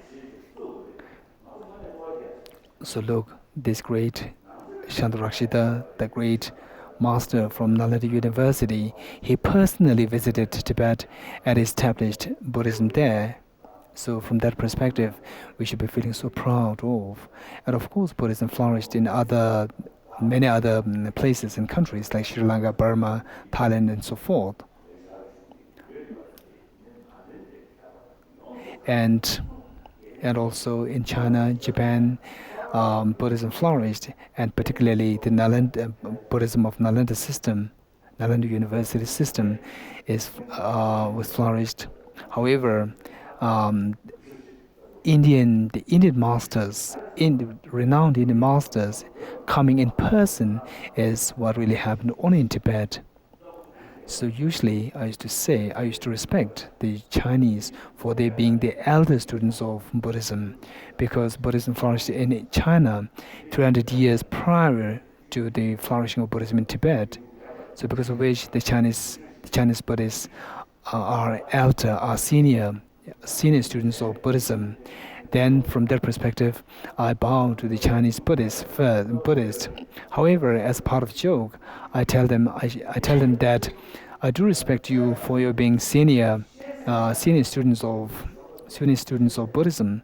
However, in terms of the standard of knowledge, the junior students are not that poor because the great Nalanda masters such as Shantarakshita and Kamalashila, they visited Tibet in person, and Kamalashila had a real debate with a Chinese master, Hashang. So the Chinese master who proposed the idea that it is only the single point of meditation that is the essence of Buddhism. And then, and Kamalashila arguing against that by saying, "Oh no, the single point of meditation, of course, is good, but it must be complemented by analytical meditation. Analytical meditation. Without this analytical meditation, how can one possibly achieve enlightenment?" So, for example, Nagarjuna, he himself is a great chemist. So, because he knows the science of alchemy, science of transforming ordinary metals into gold. So therefore, the compositions and the writings of the Dalai Nagarjuna, they are known as the collection of the reasonings. So here, Nagarjuna emphasizing on the reasonings. Of course, there are places where single-pointed meditation is to be emphasized. Other than that, in all other philosophical positions established, the analytical meditation is emphasized. Since the flourishing of Buddhism in Tibet, in all different traditions, Tibetan traditions, there is the involvement of the analytical inquiry, and particularly in Sakya and Garuba tradition.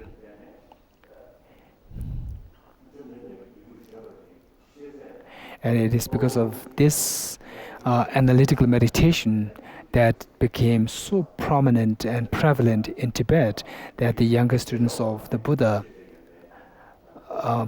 become more knowledgeable in terms of the studies. So therefore, we need to really understand the essence of Buddhism in terms of the view of Buddhism, the view of dependent origination, and so forth. And at the same time, we should emphasize on the modern education. If one is well equipped with the modern education and one's own traditional education, then one will be with someone with the two wings. One of the traditional education and the other of the modern education. So therefore, this is what the concerned staff members should be taking care of.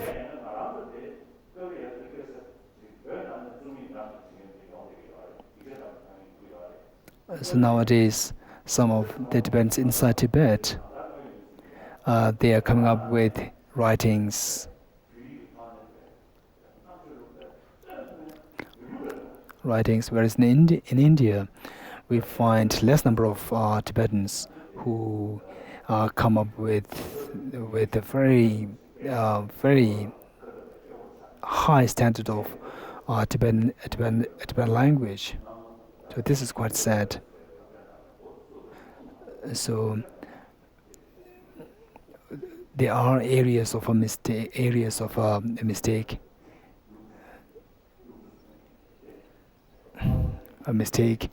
That in the earlier times we introduced the study of logic in the Tibetan schools, and now we are unable to carry on with that.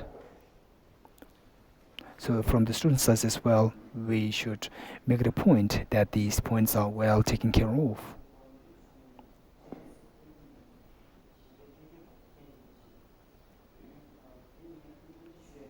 Making salutation to His Holiness as the embodiment of Ruteshvara.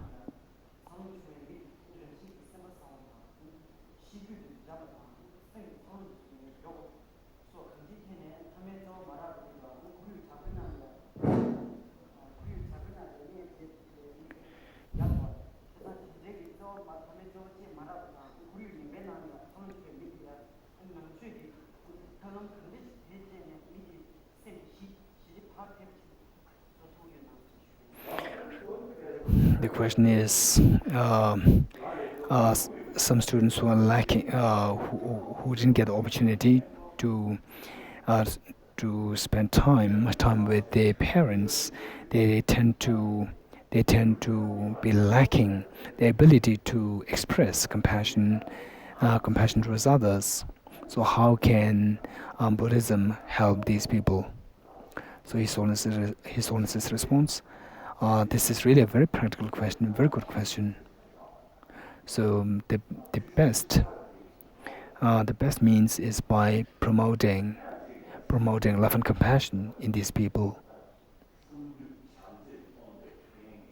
So this is someone who was deprived of love and compassion while they were still young.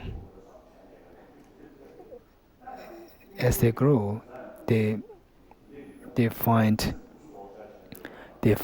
so stressful and depression.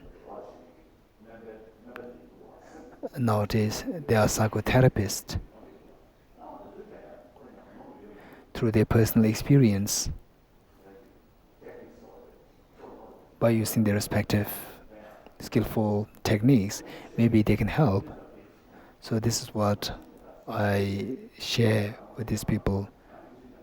So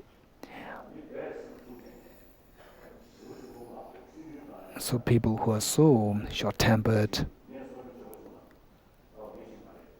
So see if there is someone who is of that kind. I don't think I would have that. I would have that amount of skill to deal with these people. At one point, if I were forced to do that, then at one point I might myself become so angry, and then I'll start quarreling with the other person. So therefore, I don't have that experience. And as for me, I used to tell other people that the first teacher of compassion to me is my mother. So there's no one here who is not born from one's mother. So when there's someone giving compassion, you feel a genuine happiness. So because of which one tends to be more easy to deal, too easy to go along with other children, to share what you have with others. So biologically speaking, we need compassion for one's survival, whether you are a human being or animals like birds or dogs and cats. So most of the species of birds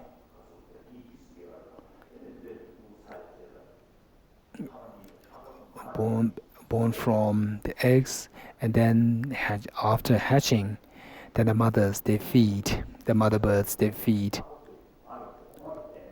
the offspring, and particularly the mammals, they survive through the mother's milk.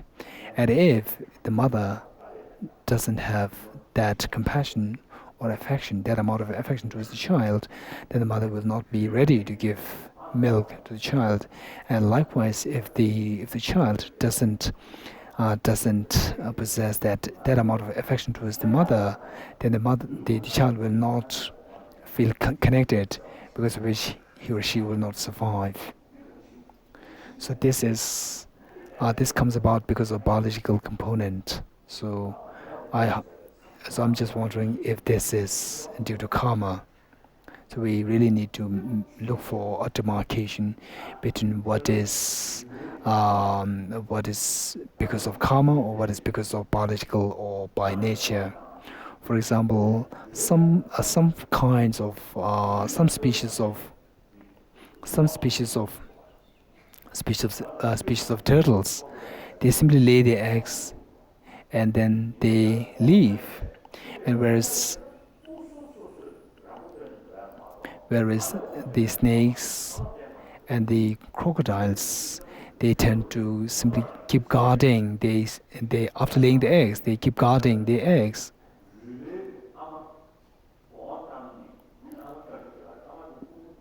Whereas some of the turtles, they lay the eggs and they leave. So therefore, I'm just wondering if if this turtle and the eggs, if they're brought together, I don't think this mother turtle has the capacity to express compassion towards its offspring. And perhaps if these two are brought together, the mother turtle might eat the offspring.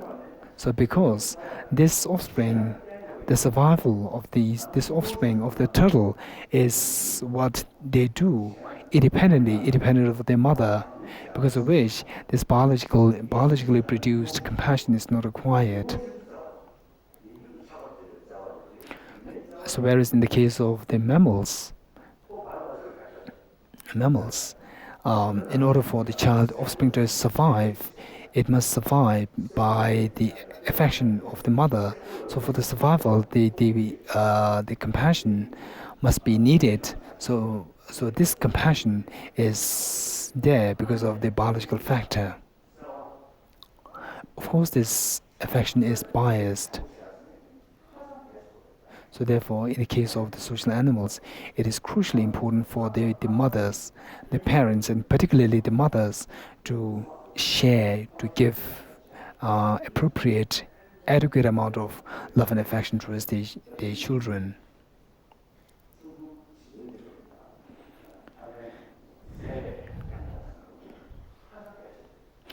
So therefore, it is very important for the parents and particularly for the mother to spend more time with their children and to lead, to rear their children with affection. Similarly, the teachers, the staff members in the schools, it is not particularly the teachers. They should take the responsibility, not thinking of, oh, I'm doing this as a responsibility, as a part of my duty for after getting the salaries, but be more empathetic, be more compassionate and loving towards the children. Say if there's a teacher who always remains reserved and stern and not affectionate towards the children, then what would be your response to your children, to your teacher? Would that be affectionate? And at that point, you just feel like finishing the class as soon as possible. Whereas if the teacher is so affectionate towards you, then you just feel like, oh, I wish the class is longer.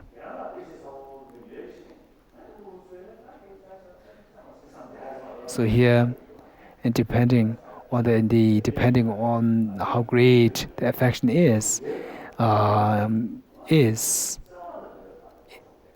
of the teachers towards the students, that the students will react, will respond accordingly. Similarly, the foster parents, it is very important for them to respond, to give, to share affection, to give affection towards the children. And then in that atmosphere, if the child is raised, then gradually when they go to school and then finally in the colleges. So we see that it is really very important that while the children are in the younger age, it is important to teach them the benefit of affection and love and compassion in ways of example from the teachers and the foster parents. But as they come to the stage of the college years, so the need and the value of compassion and so forth is to be taught by means of philosophical learning.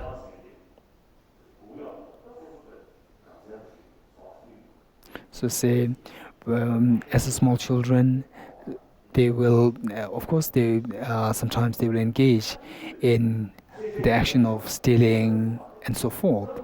But still, at that point, since they are not self-sufficient, they are heavily dependent on the affection of others. But as they grow older, then when they are engaged in the harmful actions such as killing or stealing and so forth, it is really very dangerous, because at that point the person feels a sense of self-sufficiency. So usually I describe compassion to be of two kinds. One, a biological the compassion arisen on through biological factors. So which is something and innate and yet biased. And however, there is another level of compassion, which which can be arisen, complemented by the wisdom which understands the reality. So this compassion is universal. This is unconditional. This can expand. This can be encapsulated. This can reach out even to one's enemies. So one, which is a biased a compassion, a limited compassion, and unlimited compassion. The limited compassion is the one which is arisen through biological factors. And the unconditional or the unlimited compassion, infinite compassion, is what comes about through proper reasoning and proper wisdom. However, for to have this unconditional or the infinite compassion, that compassion, the biased compassion based on the biological factor, should be the seed.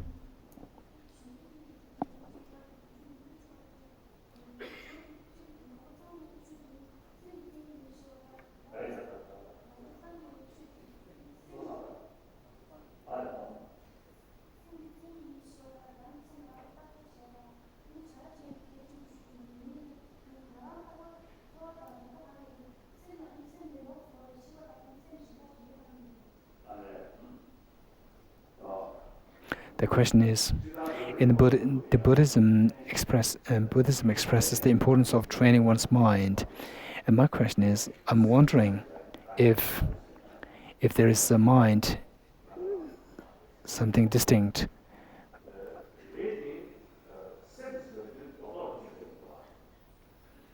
So, if the mind can examine itself in order to bring about change, transformation of the mind, His Holiness's response.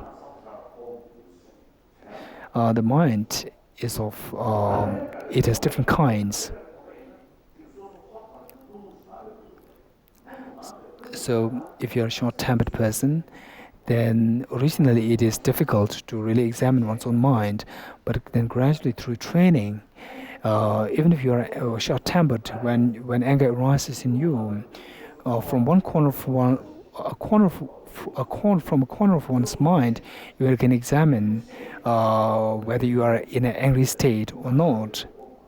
And then, because of this training, examining from a corner of one's mind to the mainstream of this anger, then this anger will subside.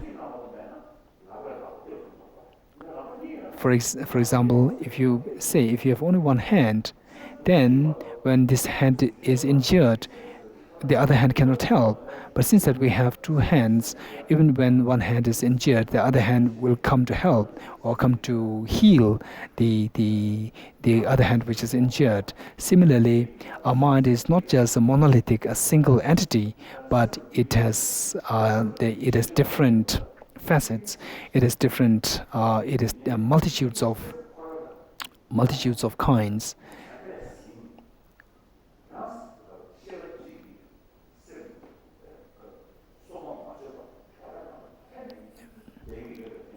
Because of which, during the actual training of our mind,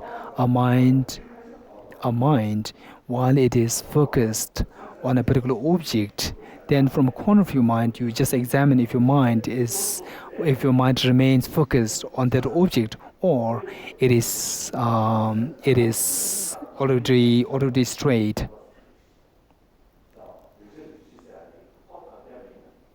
So of course it is difficult in the initial stage, but through training, this is what we can achieve.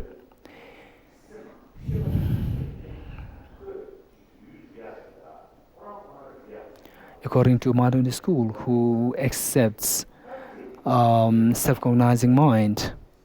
So from that perspective, there is no separate object to be analyzed, and the analyzer. Whereas from the point of view of the middle way school, Prasangic point of view, we see that there is no distinct, there is no two distinct identity. There is no one entity serving both as the observed and observer.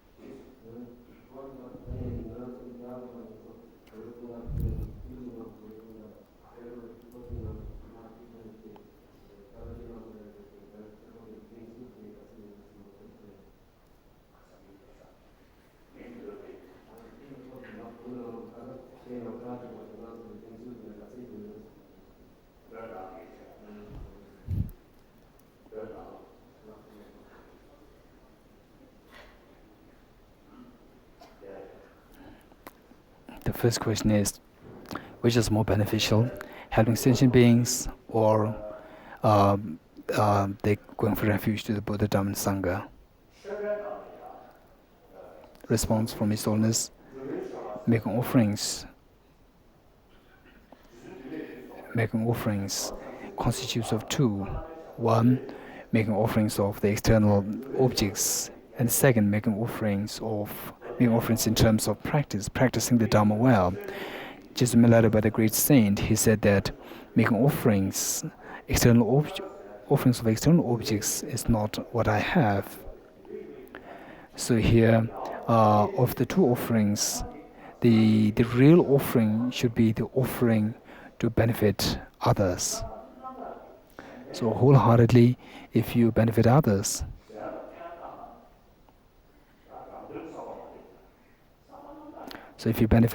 without tainted by selfish interests, then this is the best of the offering.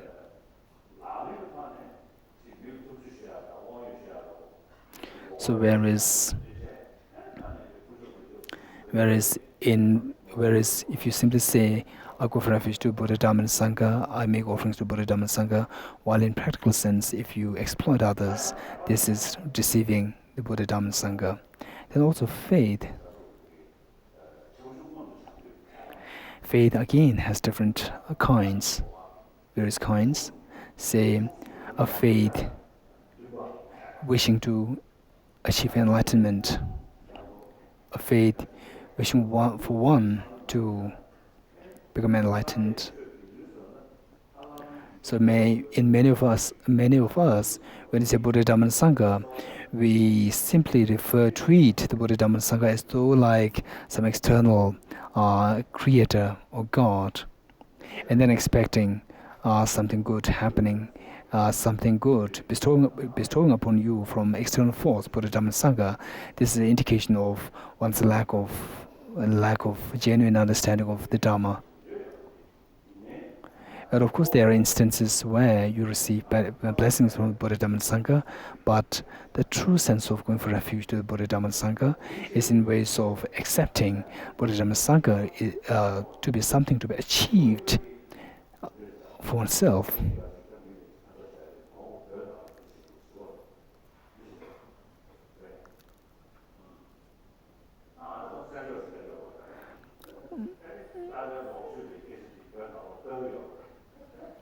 So the second question is, His Holiness is giving advice and instructions here.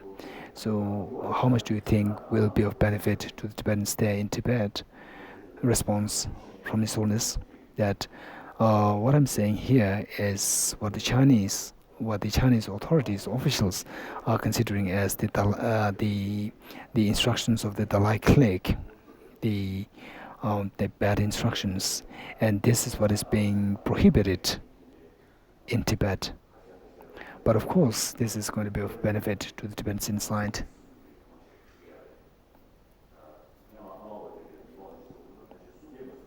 So, in fact, there are many, even among Han Chinese, we see they taking interest in what I'm saying. Say in Amarvadi, there were more than 300 Han Chinese who came to receive teachings from me. So we see that there is a change happening even among the Chinese. And even in the Chinese government, there is changes happening, however minute it might be. So the change is what is needed, and for that to occur, it must be contributed from all different sides. So as a statement, as an expression goes, that hope the best and prepare for the worst.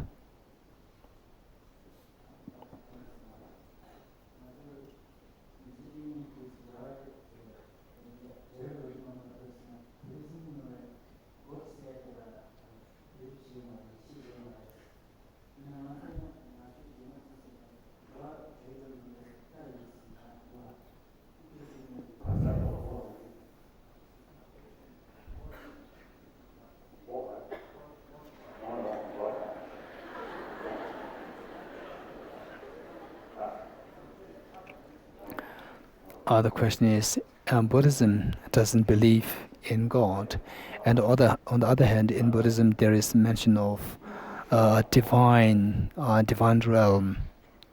So isn't these two, God and divine realm, mean the same? His Holiness' response, this is a good question.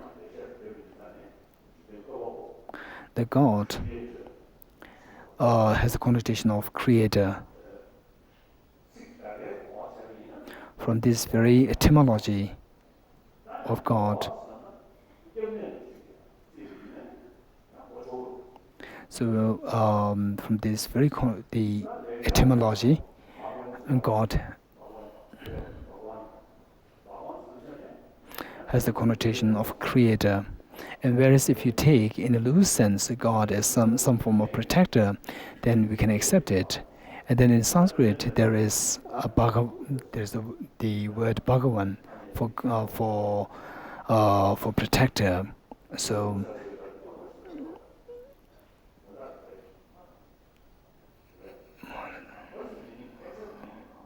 Bhagavan, you read the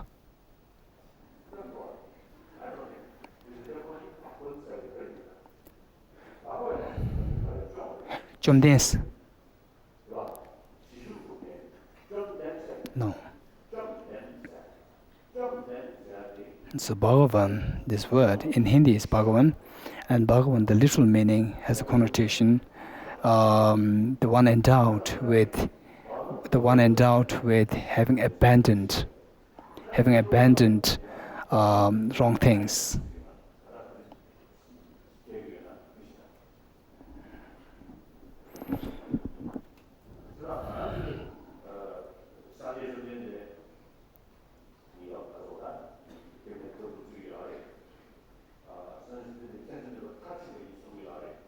So we consider Buddha as someone who has perfected love, affection, the love, wisdom, and potential. And God is also considered attributed with these three qualities. But the Buddha is someone who achieved this state of perfection in the evolutionary way. Originally just an ordinary sentient being, and then finally become a perfected state. Whereas God is considered, who is considered as perfection, a perfected state, is what is in this state since beginningless time.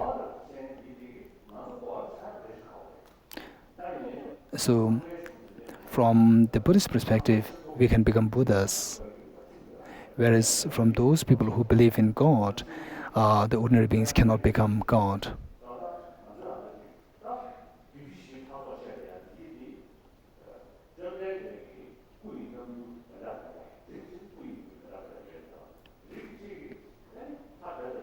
In Tantric, four Tantric schools, there is a mention of the different deities, the divine beings. So, the Buddha Shakyamuni himself, there are different versions. One, the Buddha Shakyamuni himself appearing in all different aspects of the deities. And the second version would be that the practitioner eventually achieving enlightenment in the form of these particular deities.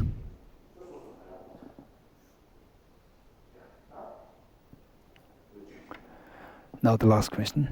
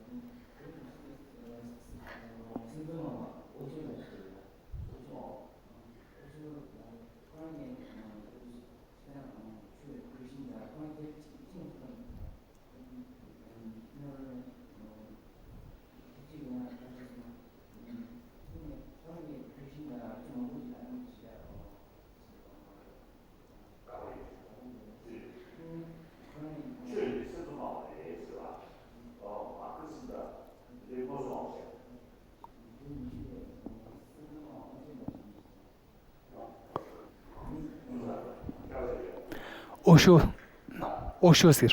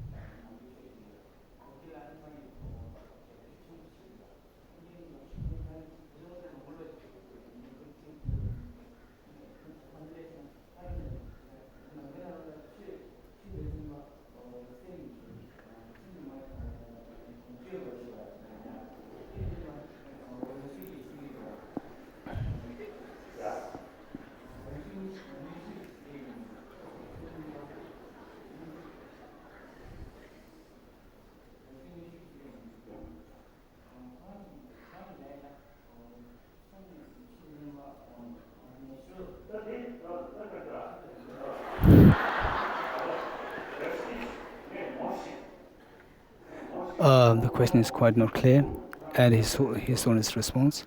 I know Rajneesh, and I met with many of his students. There are many centers.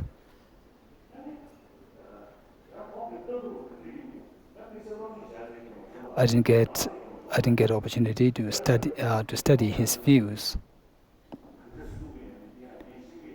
I have no idea. I have no response. I have no answer to what he says.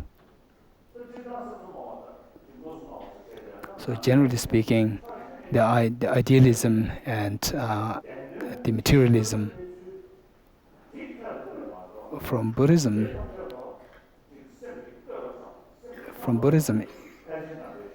the reality is what is accepted. Reality is accepted, and not saying that everything is just mind. Even from the mindfulness school point of view, although it says that everything is mental extension, but they don't reject the idea of form and physical realities. So therefore, Buddhism accepts the validity of external objects. So from that perspective, Buddhism can be treated as the absolute, the materialist. And then, whereas since Buddhism doesn't accept that the mind is the result of the brain,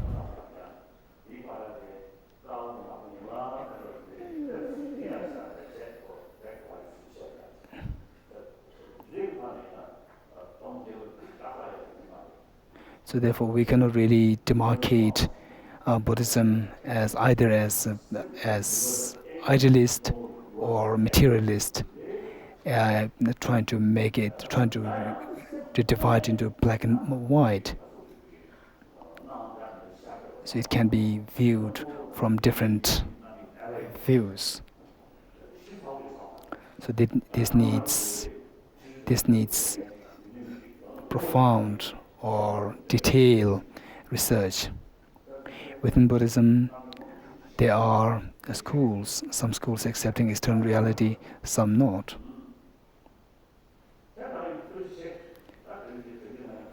Okay, we stop here. Very thankful. Thank you, all of you, and the organizers, and all students from all different places. I'm really thankful to all of you. So this is the treasure of the Tibetan people, and also the treasure of the Arya, in the Arya Bhumi, Arya land of India. In fact, in this world, Tibetan Buddhism, the Buddhism is considered as really important religion. And Buddha is renowned as a preacher of peace on the entire earth. And Tibetan Buddhism is Tibetan Buddhism is a complete form of Buddhism, which we inherited from Nalanda University. This is also useful even in the field of secular fields in science. So therefore, it is really very important to take interest in it and study more, to make sure that you learn a great deal of that. So that way, there can be of great benefit to the Tibetan identity and to the world to some extent, and to the society. So therefore, studying Buddhist teachings is not something considered to be a more trivial thing, something narrow-minded. Rather, study of that will make us more open-minded. So usually, I say that Buddhism can be classified into two: the conduct of non-violence and the view of dependent origination. And this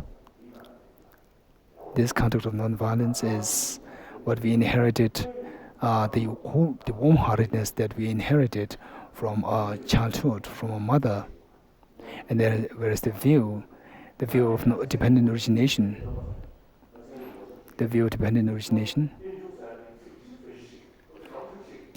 also this is so relevant in science. So I remember telling you sharing this account last year. There was one scientist who was using this word dependent origination so much, and then I was just wondering. I asked him if dependent origination was accepted in science, and then he said no, and then he said that dependent origination, earlier it used to creep. It tries to creep in the scientific world, and now finally it got a place in the scientific world. So he's actually so fond of this dependent origination. So this understanding of dependent origination makes us so open-minded and very rational. So because of which we feel so proud to think of the Buddha Shakyamuni who taught this dependent origination, and Nagarjuna. Rita, he wants to look at you.